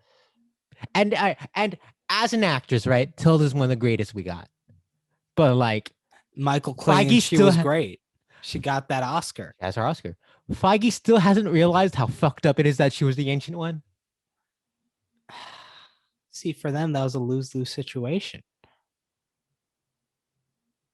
That really was, because like, okay, what's the Ancient One's original nationality? I don't know off the top of my head.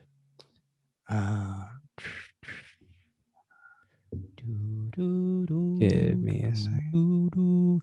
I'm not doing Jeopardy music because we could be copyrighted. Do do do do do do do.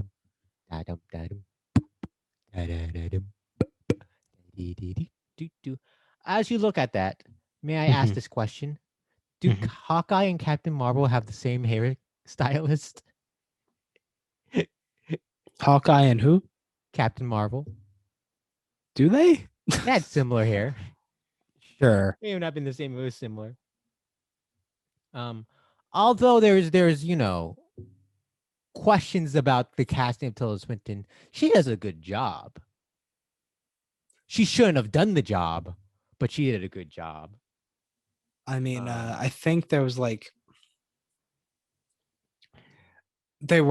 this is another instance where I heard that they were worried about like the Chinese market in terms of that character as they originally exist in the What they comics. said, what Feige says, at least nowadays, is that he wanted to not do the Asian stereotype, and so he thought by erasing the stereotype, it'd be a good move. You know The what? You problem know is when that they he did just that really erased the well? Asian. You know when they did it really well? What? Iron Man 3. Oh, we know how people loved that. People loved that.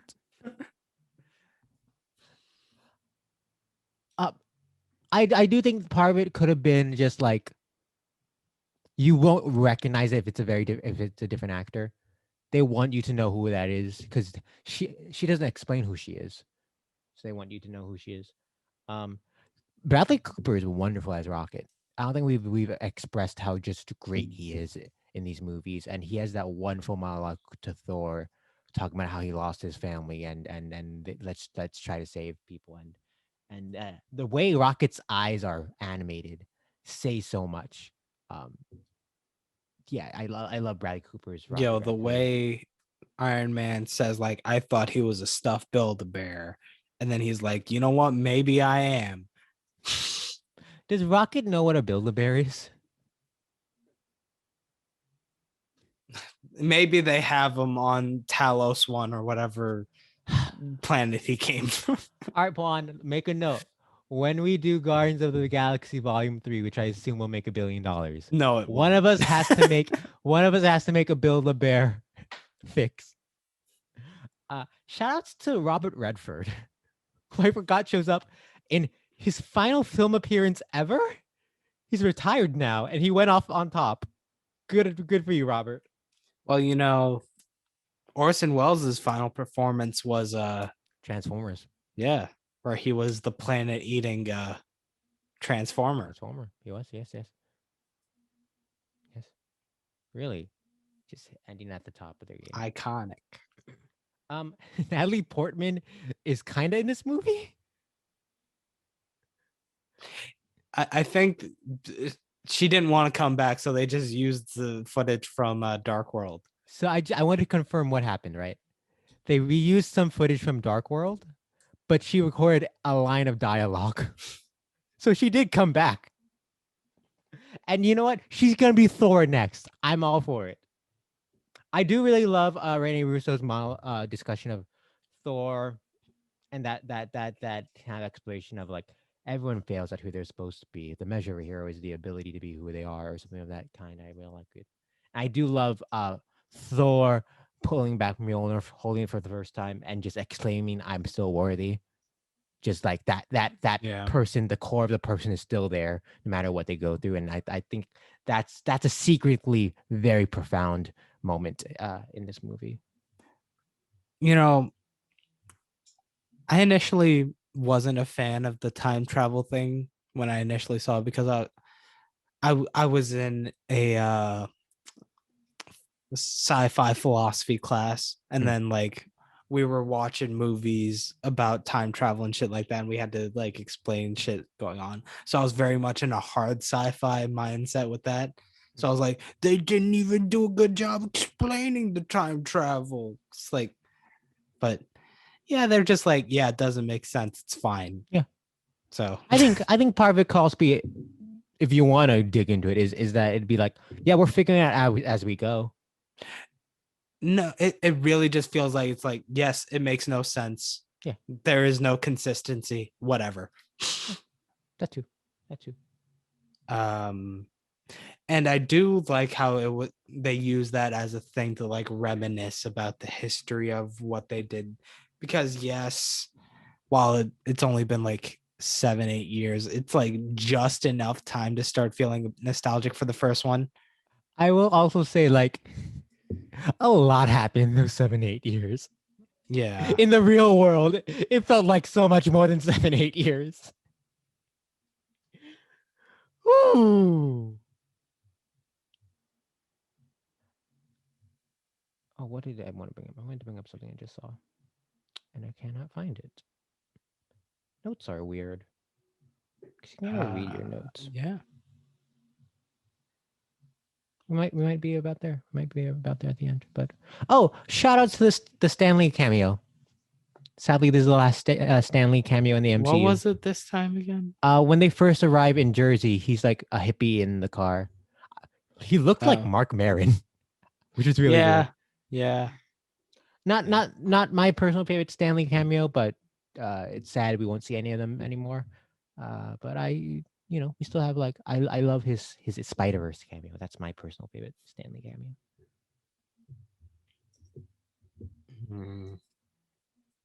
Yeah, I didn't really take notes. I was just vibing. I really love the final fight. I think that's a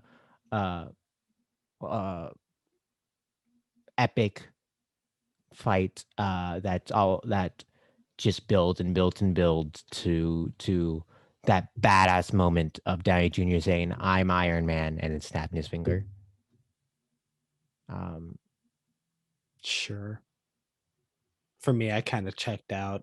I think it's really fucking cool when Thor powers up Iron Man's suit, when Cap has Mjolnir and is fighting with Mjolnir and the shield. It's weird because like I get that that's what most people go to these movies for, and it is this culminating moment. For me, it feels obligatory. How so? How is it obligatory? It's like, yeah, why can't they just talk it out, man? That's any movie. It's just like, you know what? It's like 30 to 45 minutes of them just going punch, punch, bash, bash, pew, pew, pew.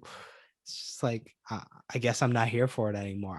I became old in that sense.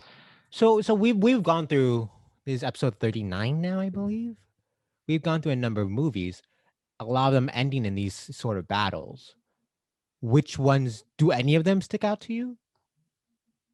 I mean, I know you hated it, but I did like the one in Fallen Kingdom. That's not the same thing. It's not a huge set piece. Yeah, it's not. I'll have to look through the list. So do some. I'll just toss out some more fun stuff. Jon Favreau pops up at the end, and I didn't realize Jon Favreau was gonna make me almost cry about cheeseburgers. But that's a beautiful moment he has with Tony's daughter. I love that moment. Okay. I got a couple, but like again, this might also be partially nostalgia. Sure. I don't think so as much for the first one. The Lord of the Rings, Return of the King. Sure. Avatar, I was there for. Last Jedi, yeah. Last Jedi's not. The throne room fight, come on. Yes, no, that's an incredible fight. No, I'm saying, but it's not a huge set piece. I'm thinking the final act battles. Because like, I'm not. What was it in Furious 7? Are you talking about set pieces now? I meant the giant battles. I apologize. Okay. Giant battles. Like Alice in Wonderland had a giant battle that I don't care for. Yeah, I don't think with that specific criteria, there's a single one, like just Lord of the Rings. Yeah. Well, You said Avatar, Avatar. yeah, You said Avatar. yeah. Yeah. That's it for me, really. So there's that. But yeah, I love Favreau's a scene about cheeseburgers. I don't like that Nick Fury says nothing in this movie. Come on. Sorry, Fury. It's not Wait. Nick Fury, it's Fury. But was it Fury, or is this one of the aliens? Pawan, that's a spoiler for a later movie. Right. I'm sorry for spoiling Aladdin. You know, I was gonna jokingly say Will Smith was Nick Fury, but then I feel like that could be perceived as a race thing, and I didn't mean for that. So I'm not gonna make the joke, but I did mention it. Maybe he could have made us. I'm sorry that I ruined the spoiler for Snakes on a Plane.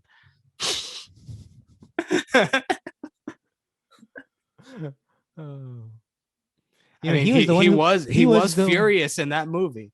He was the one who told them it has to be called Snakes on a Plane. He ruined the fact that there were snakes on that plane. Yeah. I like how it ends. I'm excited to see the Asgardians of the Galaxy. That's going to be fun. Is that what Volume 3 is going to be? I don't know. Because I don't know if Volume 3 is coming first or Thor. Because I thought, if anything, they were just going to do what they did with Volume 2 and just pick up right after the previous one. I think Thor 4 is coming out first. Oh, no, I'm not talking about release order. I'm talking about chronological events. So what? Do you think Volume 3 is coming after? Because Endgame? Volume 2 happens right after Volume 1. Yes. So you think Volume 3 is going to go back in the timeline? Yeah. I think now that they're interlaced in the MCU, it's gonna be tough to do that. We just had Black Widow go back, and that was weird. As someone who liked the Black Widow, that was weird. This is starting to make me a little bit more worried for the third Guardians of the Galaxy movie. Why? Because I liked how they were self-contained like that. They were the strongest. So was Doctor Strange in that first movie. Sure. But it felt like but like even if there were very few movies where they literally continue right off from the previous one, even if it's like 7 movies later. Sure. Like they could have easily done it where it's like it's still 2015, even if they weren't part of that. Whatever happened in the middle happened in the middle. Here's what I'm gonna say. But that was a deliberate choice not to do that. Here's what I'm going to say. Because I think Bautista's confirmed that this will be his last Drax, is in Guardians 3. So I assume there'll be some sort of send-off. And then the next thing is, even if on a plot story level, it's not as segmented, I do think Gunn's style does enough to segment it from the rest of the MCU. And his flair. What he brings to those movies. I'm more worried it's going to get too tied into the MCU to have a very specific focus on theme that the previous ones did. Right. We'll see. This is us just now formulating thoughts on a movie that we know nothing about. No trailers, no promotional pictures. So we'll see. We'll find out. Yeah. Too many Chris's in this movie. I want to find all the actors who. No, go on. It still pisses me off. Like you kill off half the population of your world, and you still got 2 Chris's as your leads. Come on, what's going on? We're gonna take over the world. As Chris's are gonna take over the world. I'm just gonna go down my list and actually 3. Yeah, 3. Sorry, who's the third? Chris Evans, Hemsworth, Pratt. Pratt's not a lead in this movie. We're not calling Pratt a lead in this movie. But he's still one of the. He gets more lines than Rhodey. Not in this movie. Yes, he does. No. Rhodey has more lines than Chris Pratt in this movie. I highly doubt that. Because I feel like the Rhodey Natasha scene is about as long as the Guardians Thor scene at the end. Right? And the only other time Pratt talks is when he's talking to Gamora very briefly when she saves him. Right?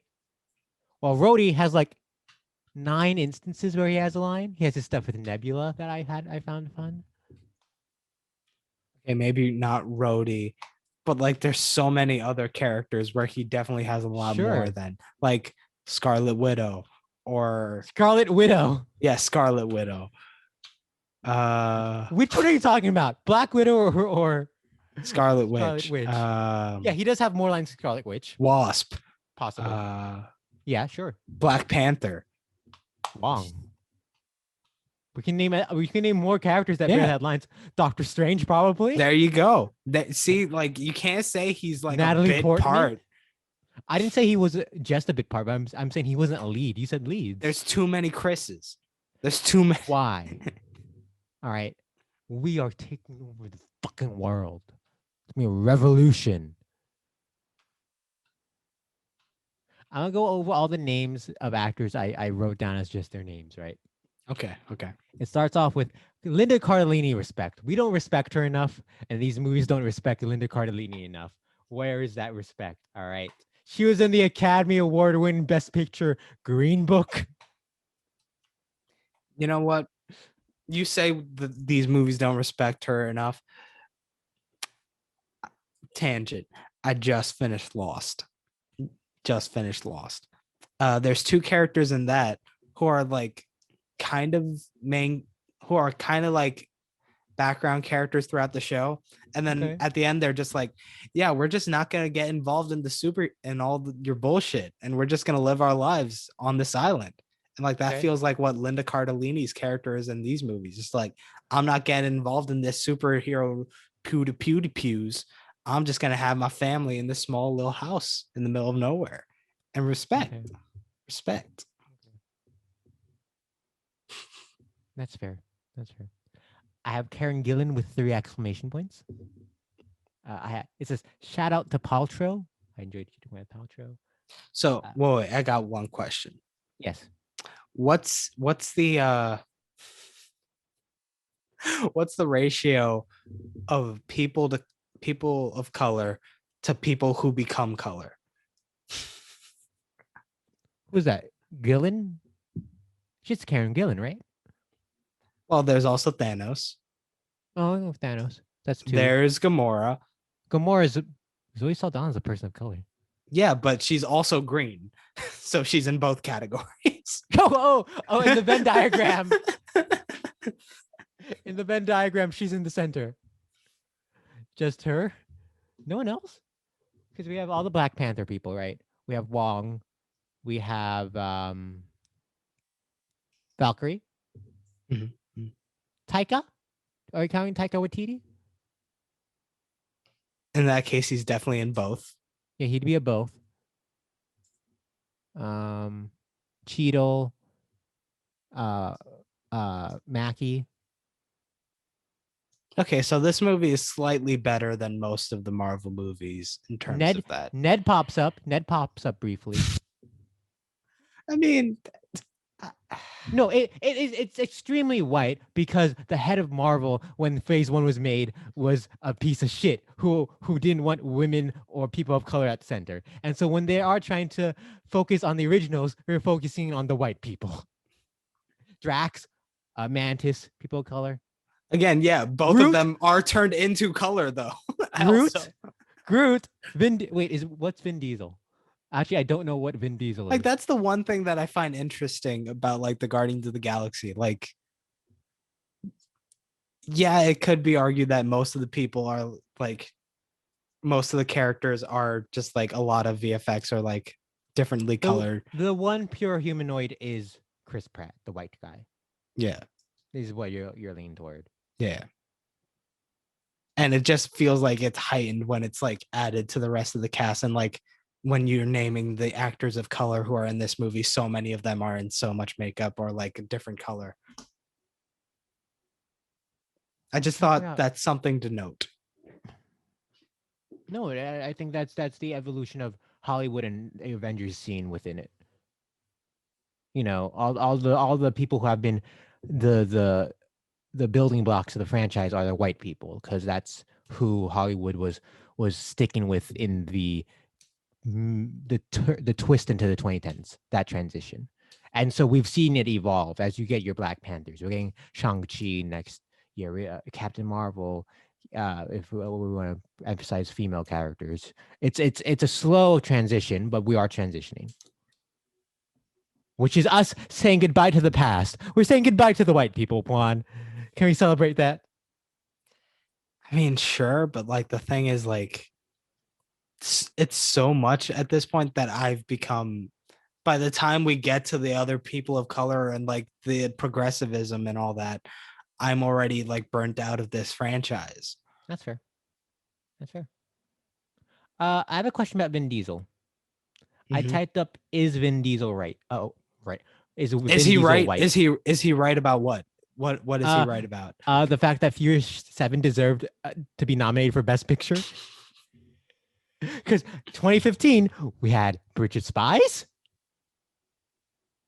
Did we need Bridge of Spies nominated for Best Listen, Picture? I don't know why you hating on the Academy Award nominated film Bridge of Spies. I don't know why you hating. Have you seen Bridge of Spies? No, but I don't know why you hating either. Oh, can I tell you the story about Bridge of Spies that I love? Sure. Michael Shannon was doing an interview the next year. He had all the award buzz for Nocturnal Animals to get nominated. Oh yeah, that was a movie. And he basically was like, yeah, awards are pretty stupid. And he's asking the interviewer about who won the category the previous year. And the interviewer, who like knows Oscars and stuff, is having trouble coming up with the name Mark Rylance. And so Michael Shannon's like, Mark Rylance. And the interviewer's like, yeah, he was wonderful in the film.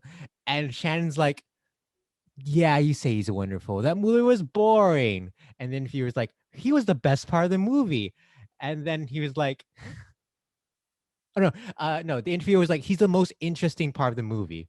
And Michael Shannon's like, a raccoon going through garbage could be the most interesting part of a movie. That doesn't mean it was the best part or the movie wasn't boring.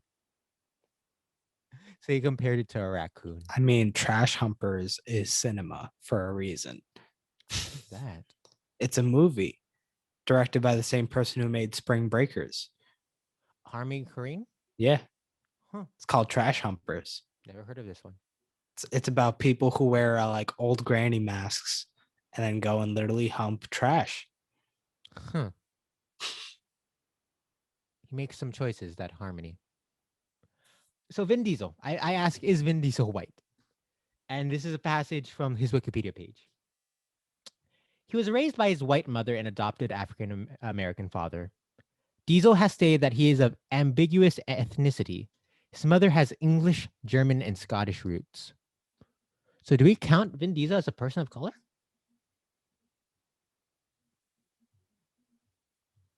He had one word in this movie. He's still in the. He had more words than Letitia Wright. Yeah. So where does he go in the Venn diagram? Is he in the center or just becomes Sure. color? I mean, I don't want to gatekeep like ethnicity That's like fair, that. that's fair. I have a question. I have Tessa Thompson with like 8 exclamation points. Taika with 1 exclamation point. Hemsworth with 3 exclamation points. Renee Russo with 1 exclamation point. Tilda, I have an ellipsis. Tilda ... I was hesitant to see Tilda again. Cooper with an exclamation point. Saldana with 3 exclamation points. Portman with 1 exclamation point. Douglas. Oh, we see young Michael Douglas, which I don't know Michael Douglas and well enough to know if that's weird, that if he looks realistic or not. But I forgot he shows up in the past. He has 3 exclamation points on my notes. It was fun Did he when act? he was fighting a whale in a movie within a show. I don't know what this is. And Kaminsky Method, the final. Oh, that sounds season. fun. Yeah. That sounds fun. Yeah, he gets his big break in the starring role where he fights a whale with a harpoon stick.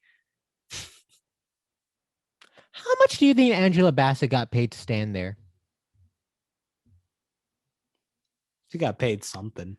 Do you think she filmed at the same time she filmed Black Panther, or did they call her in again? I don't know. I don't know. It's very simple. I think that's it. Yeah.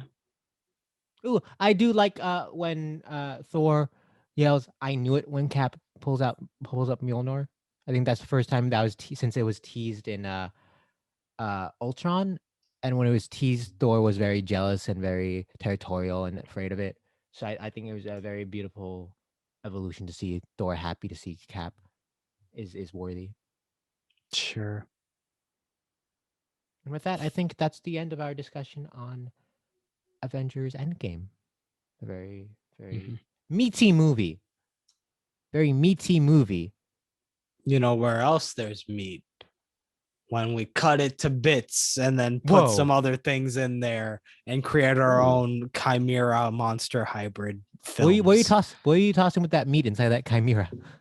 We're tossing in good ideas Whoa. to replace the bad, because not every movie is perfect.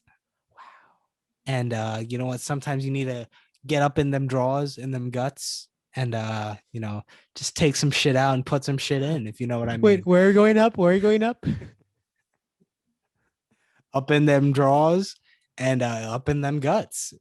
Oh, If you know, if you know, if you know, you know.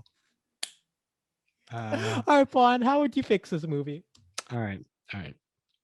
So first off, I'm tired of these endings, which are like 7 times the length of the rest of the thing. All right. We're done with that.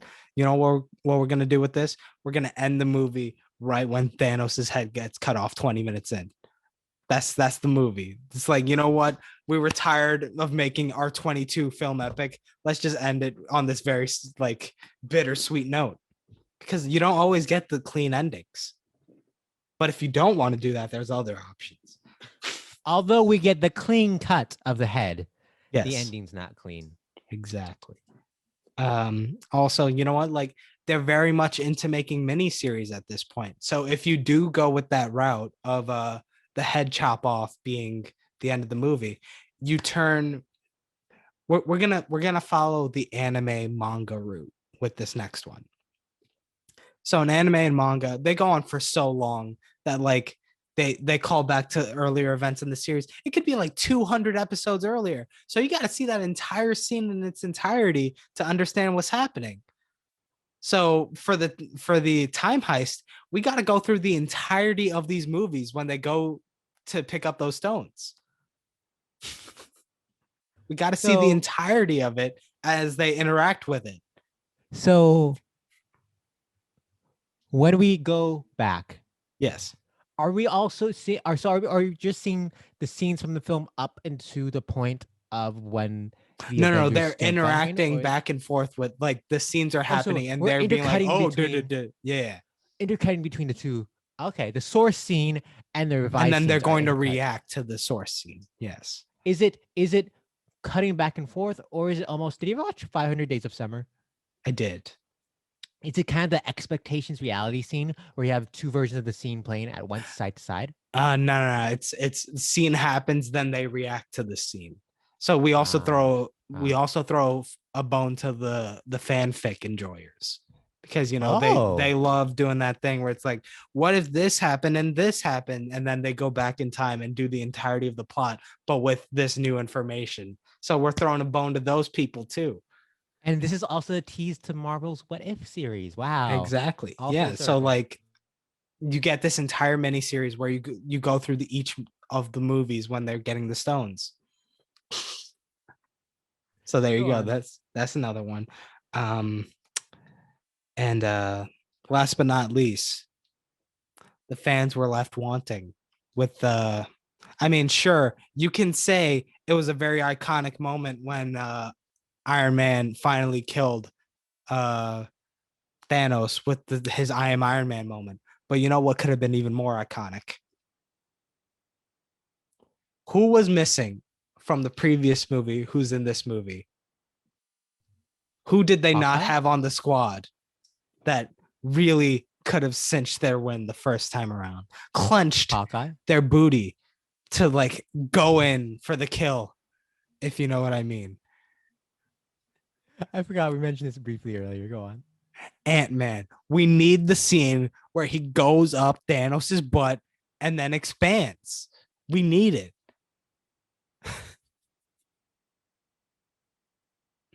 And like, if you're not going to give it to us here, at least give it to us in Quantum Mania or whatever that one's called. I need to see a scene where, and you know what, if that gives them an R rating, so be it. That one will be earned. I have a question for you. Go for it. For this would be a very important scene. So Yes. Can you paint the picture of how this scene happens? Okay. So we're in that big fight that I don't know what's going on. They're fighting over having the glove, the fancy glitter glove with the pretty jewel stones on it. And then like they're going back and forth. Who has the stones or whatever? And it ends like Tony's got the glove, but he's got all the stones in his hand.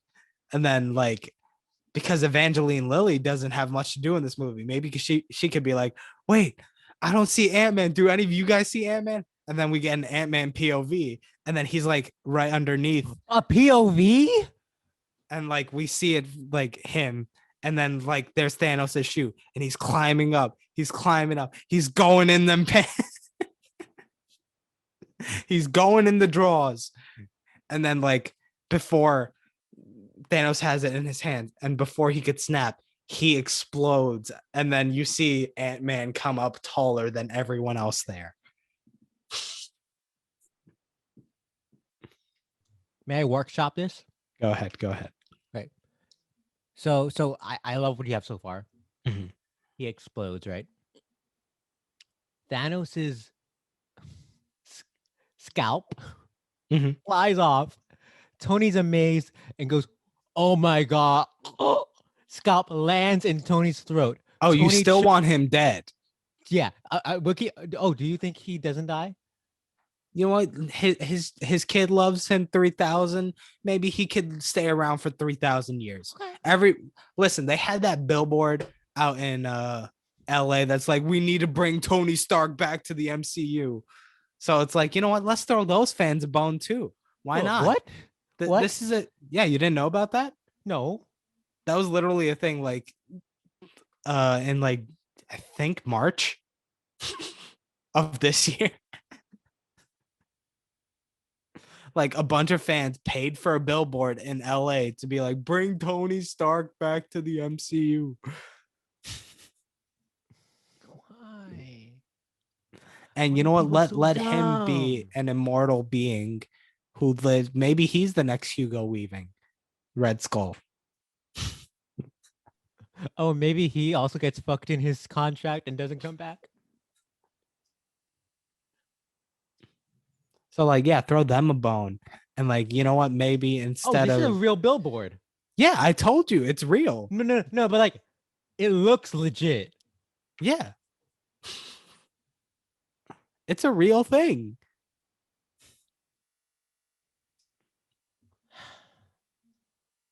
I mean, with the amount of money they must have spent to get that in LA, of course it's going to have to look like a real thing. So, you know what? Since this movie's all about fan service, let's throw them a bone too, sure. And then kill them off during the miniseries where they go through. So those are my fixes. We need the Ant-Man. We need the butthole cut. And I ain't talking cats.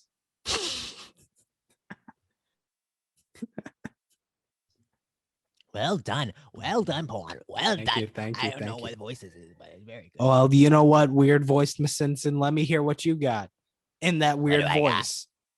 Okay, let me see what I got. All right. So what we got is I got some watches here. You want to watch? Got some Baka watches. No, I'm not looking for some shit I got that some you're trying to pawn DVDs. out. All right, no. I'm No looking. copy.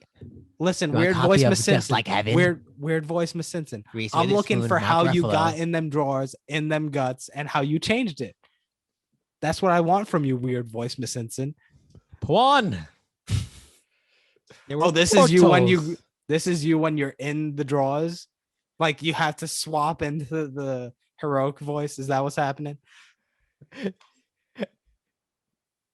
Because it is quite the achievement. So you gotta be triumphant with it. Okay, so there's portals, right? Doctor Strange makes them portals. All the people come in. And he's like, this all we got? And Wong's like, you want some more? All right, let's see what I can do. And he makes And some then more Metro portals. Boomin shows up. What's that? He's a rap producer whose tag is Metro Boomin wants some more. Sure, let's throw him in there. So along with Metro that- Boomin comes in. It's like, you know what? He comes with the beats. And because that that's what's replaces the really Sylvester missing. Score. That's what's really missing from the final fight. We don't have any good like music to bump while it's going. That's rude to Silvestri, Alvin Silvestri. Listen, it's good for the somber rest of the movie. I need some hype music, and I don't feel like I got that. So Wong says, I'll see what I can do. Makes more portals. Mhm. What comes out of the portals? Characters from every single film franchise that has entered the $1 billion movie club. So Captain Marvel shows up.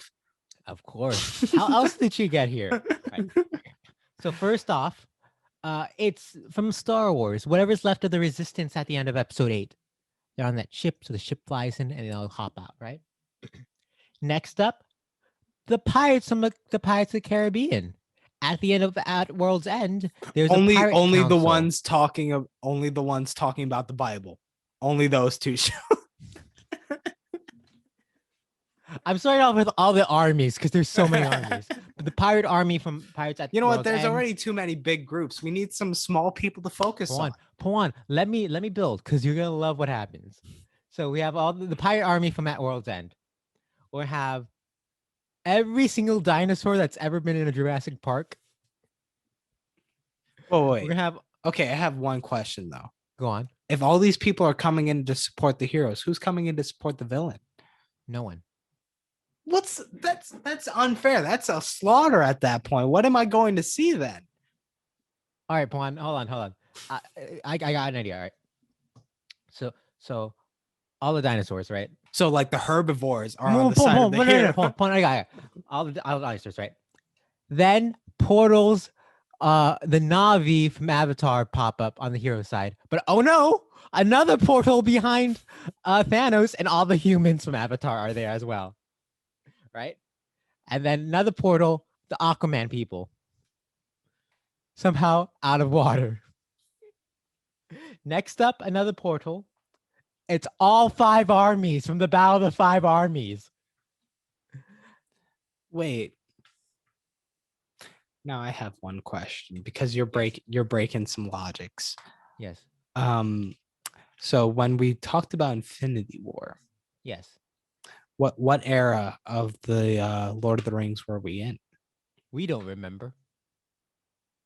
Because you were talking about these plot holes and logical Pawan, inconsistencies. But that's if I did Infinity War. But I'm fixing Endgame with the finished Infinity War, with the Russo cut Infinity War. And I'm not can't have it both ways, you? Miss Simpson. Wait, were you can't have it- connecting? Were you connecting your Infinity War and your Endgame? They can both exist. I was. Not I doing think that in with my mine. I version they apologize. could both exist I together. apologize. That's not how my version's going. I have the Russo Infinity War, and then I'm adjusting the Russo Oh. Endgame. So it is different. I apologize. The 5 armies. I don't know who's good or bad on those 5 armies. I never saw it, so you can imagine where they go. Next one. The army from Alice in Wonderland enters by doing the Futterwacken. Furterwacken. It's a dance battle with them, and on the other side, the Queen of Hearts and all her people. Okay, so now you're just bringing in the entire climaxes of all these Yes. movies. Next we got- Specifically, the part of these movies that I said I don't like. Yes. Don't worry, it gets better. Next, we have on one side the good wizards, and one side the Voldemort wizards, the Death Eaters from Harry Potter. Then we have on one side Transformers riding the Dinobots. Why not? Of course, yeah. You gotta have the Next, we dinos. have on the bad side, we have the humans. And on the good side, we have the household objects from Beauty and the Beast. Next, we have Bane's army on the evil side and cops on the good side. What Well, happens at the end of Dark Knight Rises? again, at this point, you don't have to bring them both from both sides. Sometimes people could just be good, or sometimes the evil people could show up from Well, a Juan, property. I have more. But what happens at the end of Dark Knight Rises? Is it the cops fighting Bane's people? Yeah. Okay. I don't like the cop. So, okay. So let me correct that. From the Dark Knight, Bane's army and the cops both are on the bad side. Next up, another portal opens. Who is it? It's Elsa, Anna, Kristoff, Sven, Olaf, and the trolls on the good side. Next up, Despicable Me sends in Gru, the girls, Kristen Wiig's character. And then All Drew female. shows up on the evil Oh side. my god. Yes. I apologize. Drew is on the evil side. Next up, Zootopia. Zootopia is Judy, Nick, and the Rat Mafia. From Finding Dory, just the otters. Fast and the Furious, I seem to have forgotten to add.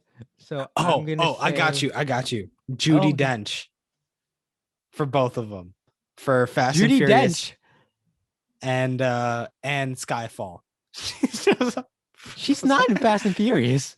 Yes, she is, isn't Helen she? Mirren. Oh, sure. Both of them come back to back, like just. So from the Posing. Fast and the Furious franchise, a portal opens and the missile from Fate of the Furious flies through. And that's it. No more of the family. Another portal opens, and fresh off their adventure from Kingdom Hearts, where they fought the Shadow Realm, no, the Heartless, the toysome Toy Story. And another portal opens, and it's a Billy Zane from Titanic, the scene when he shoots a gun. So he shoots a gun. He's on the bad Okay. side, obviously. And the final portal opens. Who is it? It's James Bond and the booby-trapped house from Skyfall. The villains are going to walk into the house and walk into the booby traps. Oh, see, I was hoping it was gonna be like in Final Fantasy VII, where like one of the random encounter enemies is just a house, Whoa, that's weird. like on legs that like attacks you. That's fascinating. That's fascinating. So that's my first fix. My second fix is right after the girl power scene. All the girls do the cool stuff. And then Zendaya runs in and she's like, sorry, I'm late. And they're like, watch out. And then Okoye saves Zendaya. And then they're wait. fighting. But I then, got something to add for Zendaya. okay. You initially think she's there because of Spider-Man, but no, she's there for a future $1 billion movie entry, Dune Chapter 2. Juan, I appreciate your optimism. I really appreciate your optimism. But Zendaya here as MJ. Okoye saves her. And like, we need some help. And so Valkyrie shows up. Nick Fury shows up. War Machine shows up. Falcon shows up. The rest of the Black Panther cast shows up. Oh, so you're saying they April- have Agent a 4 girl shows up. power moment, but with black people. Yes. And they fight. And then they're like, One oh can no. say a black power moment. Yes. A Black Power moment. And they're like, oh no, something else happens. And then you hear from the side, don't worry, I got this with my magic. And it's, who is it? Who is it? It's Jimmy. It's Randall Park. Neutron. I can't think of his last name. It's Randall Park doing some magic tricks with his cards. And Randall Park's there. And also are Ned from Spider-Man, Drax, Wong, Mantis. Yeah, but like in context, that doesn't make sense. One, did the girl power scene make sense? No, because like at least with that one, you could literally just look and it's like, oh yeah, they're all girls. But like but with all the this one, Asians it's are just there. like, but like Drax, how could you tell just from looking at the image? How could all the Asians are there? And then there's another scene where like, oh no, more stuff's happening. But don't worry, Zoe Saldana, Benicio del Toro comes back from the dead, and then Michael Pena from Ant-Man shows up. And then there's a Latinx scene. And they're like, oh no, there's one more enemy. But don't worry. Joe Russo shows up as the one gay character, saving the day. So all the non-white men get a moment. Okay. And I think I improved this 3-hour movie by making it a 5-hour movie. Yeah, you improved this 3-hour movie by only adding a bunch of bullshit to the 1 hour that's already full of bullshit. Yeah, that's how you do it. Instead of getting in them drawers and replacing some guts, you just added a bunch more guts inside where it was already packed. Nice job. Thank you. I think we had some fun adding to these movies. Mhm. However, it's not time for fun anymore. Some may say Showtime is over. But that the Shadow before the we Hedgehog get to that, Oh, you have more. I just wanted to say, just off the cuff, like, you want to know what the note I wrote down for that my last fix was? What? Ant-Man butt kill Thanos. Obviously. How else would you? How else? Because you got to hit the main points when you're writing the notes. You don't have to write the whole idea down. No. It's just you got to have the Ant-Man, the Ant-Man, butt, butt, the kill, and Thanos. Thanos. Yeah, that's all you need. Oh no, Pawan, I think you just unlocked the Winter Soldier right there. Oh yeah, he was also in this movie. Like, I remember seeing him show up like after the fight was over. It's like, where were you? You know who he was? There's one moment when the camera pans and it's him and Rocket shooting guns. Sure. Like, You're I like, literally at the end of the fight, he was just like, yeah, that was quite the thing. I was like, where the fuck were you? He has a robot arm. Can he use it? Also, because I haven't seen Falcon in the Winter Soldier, right? If Falcon's to become Captain America, is he not at a disadvantage because Captain America has the super serum or whatever? And Falcon's just a regular guy. Just a thought I had. It touches on that. Cool. Well, Ant-Man there butt goes- kill Thanos. he butt killed Thanos. And you know how he kills Thanos? With science. Yeah, with The the cold hard science fact. of small and big, much like how there's a science to good and bad. Oh. Are you saying like in quality of pictures? Yes, in quality of 24 frames per second moving pictures, if you will. Wow. Will you say that some of them move better than others?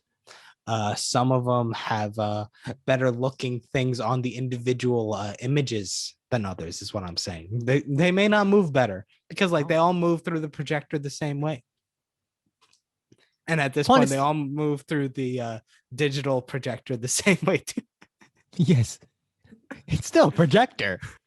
Pawn, it's time to rank this movie on the $1 Billion Movie Club's ranking list. Mhm. All right. As we do.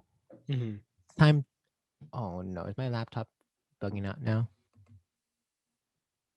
I think I'm good. I think we're good. All right. Pawn, as we do, I'm going to fix the list and then we're going to flip a coin. But we always flip a coin to figure out what way science will turn. Mhm. So we're going to flip a coin. Pawn, call the coin. You know what? I think it's the end of an era. This is going to be my final time. I'm going to guess heads. Wow. Now, question after this, is the coin going to die or go back in time to fuck a lady? It's going to go back in time to admire its own ass. And it land on that ass. It's tails. So I guess in this situation, I'm the Tony Stark who's now dead. Did I compare? I thought I compared you to Tony Stark earlier. You did. All right, Pawn. Let's see what happens. Is this movie better or worse than what was it? Okay. There was a movie we did last week. Do you remember what it was?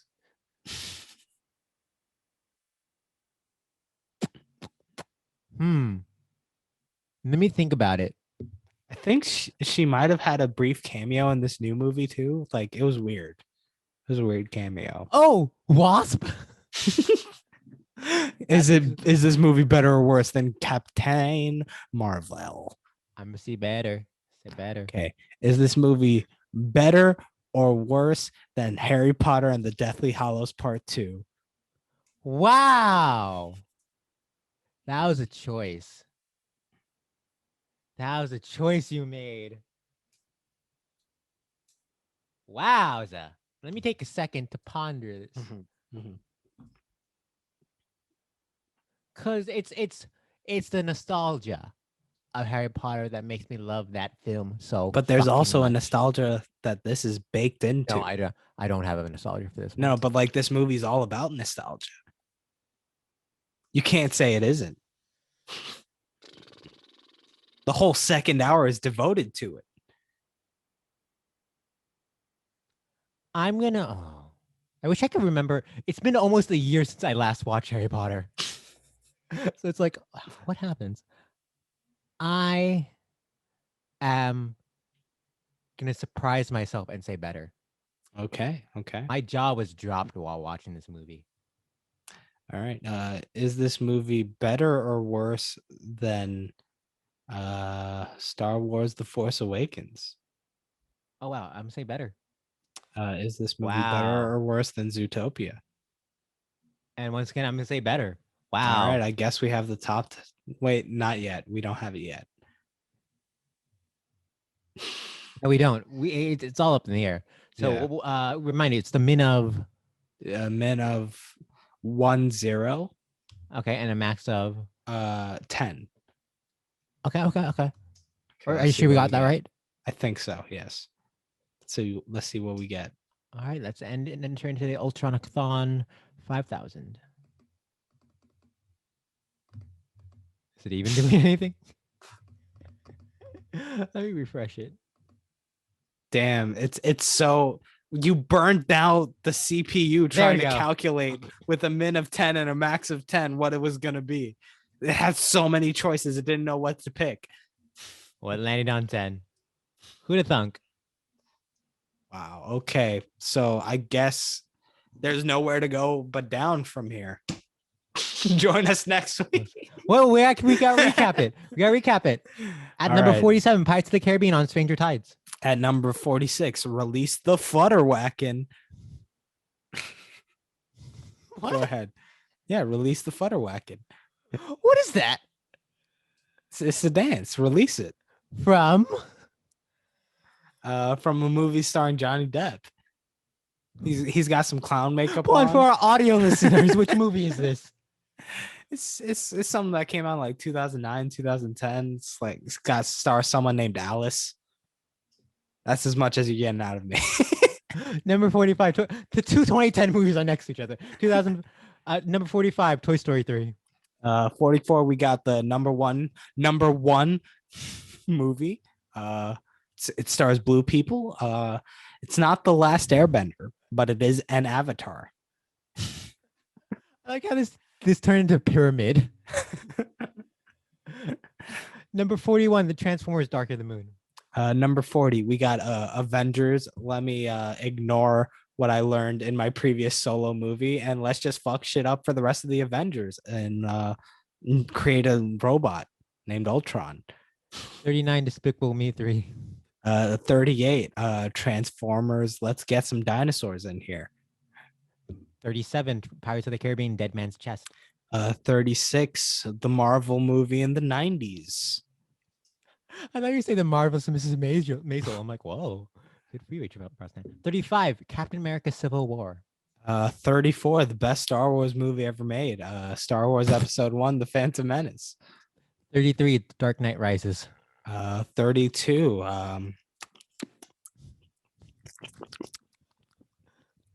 Dark Knight. And that is a sneak peek at Pawan's upcoming ASMR Patreon.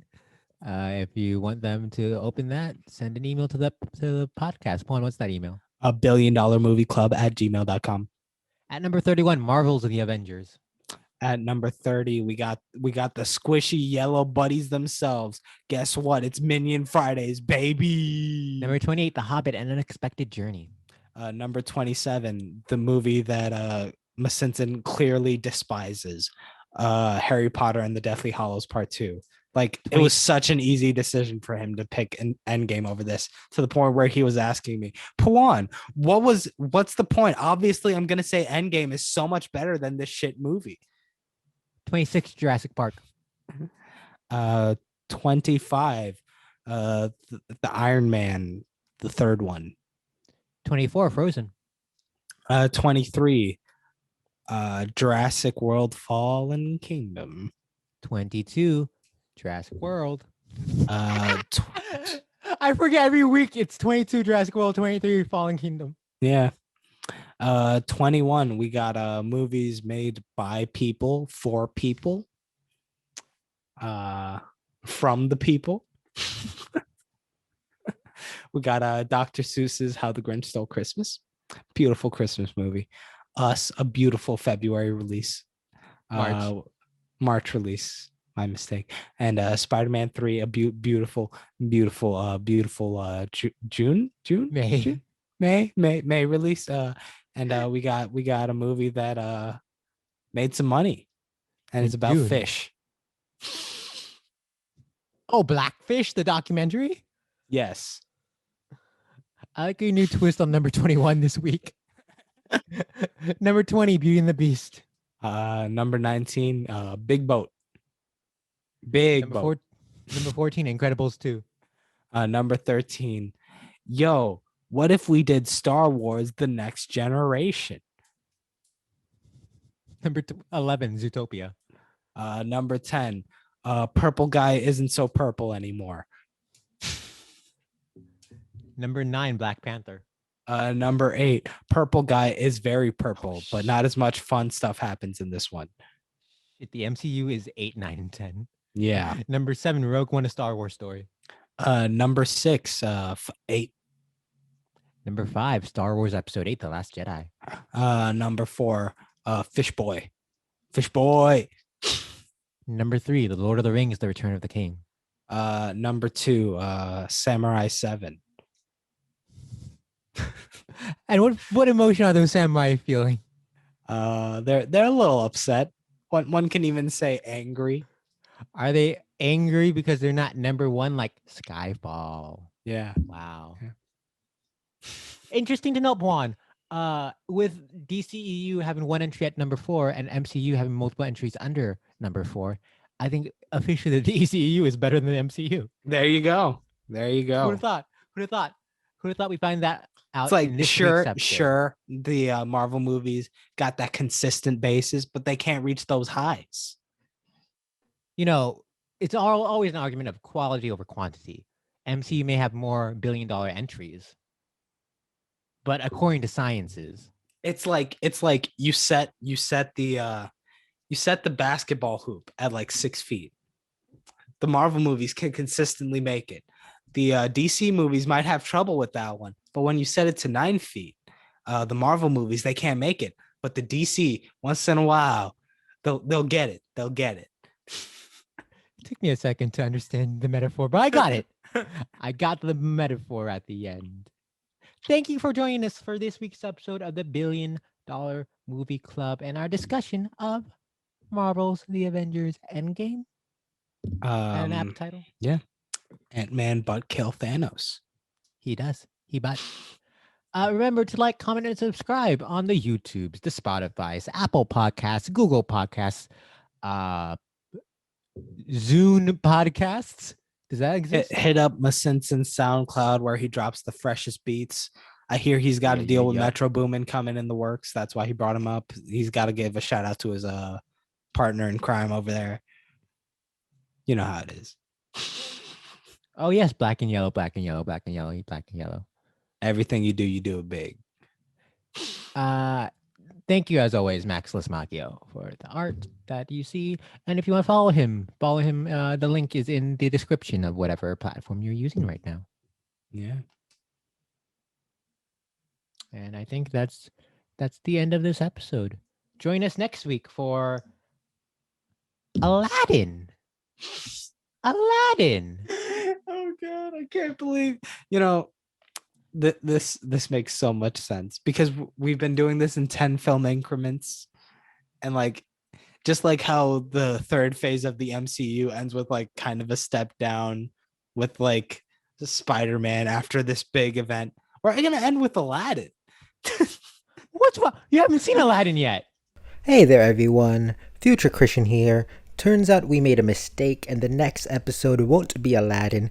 Next episode will be Spider-Man Far From Home. We can't wait for you, Mr. Gyllenhaal. I mean, you like Spider-Man, right? Are you disparaging Spider-Man in this situation? You called it a step down. I'm not saying in quality, I'm saying in terms of spectacle. I'm expecting, is that not a fair thing to say? You're telling me that the spectacle of Aladdin's going to be so much larger than this 3-hour epic. Is that what you're confirming right now? I will say that the we'll save it. We'll save it for next week. Yeah. So thank you. And with that, we love you 3000. When Sonic was captured, Tails just lost it.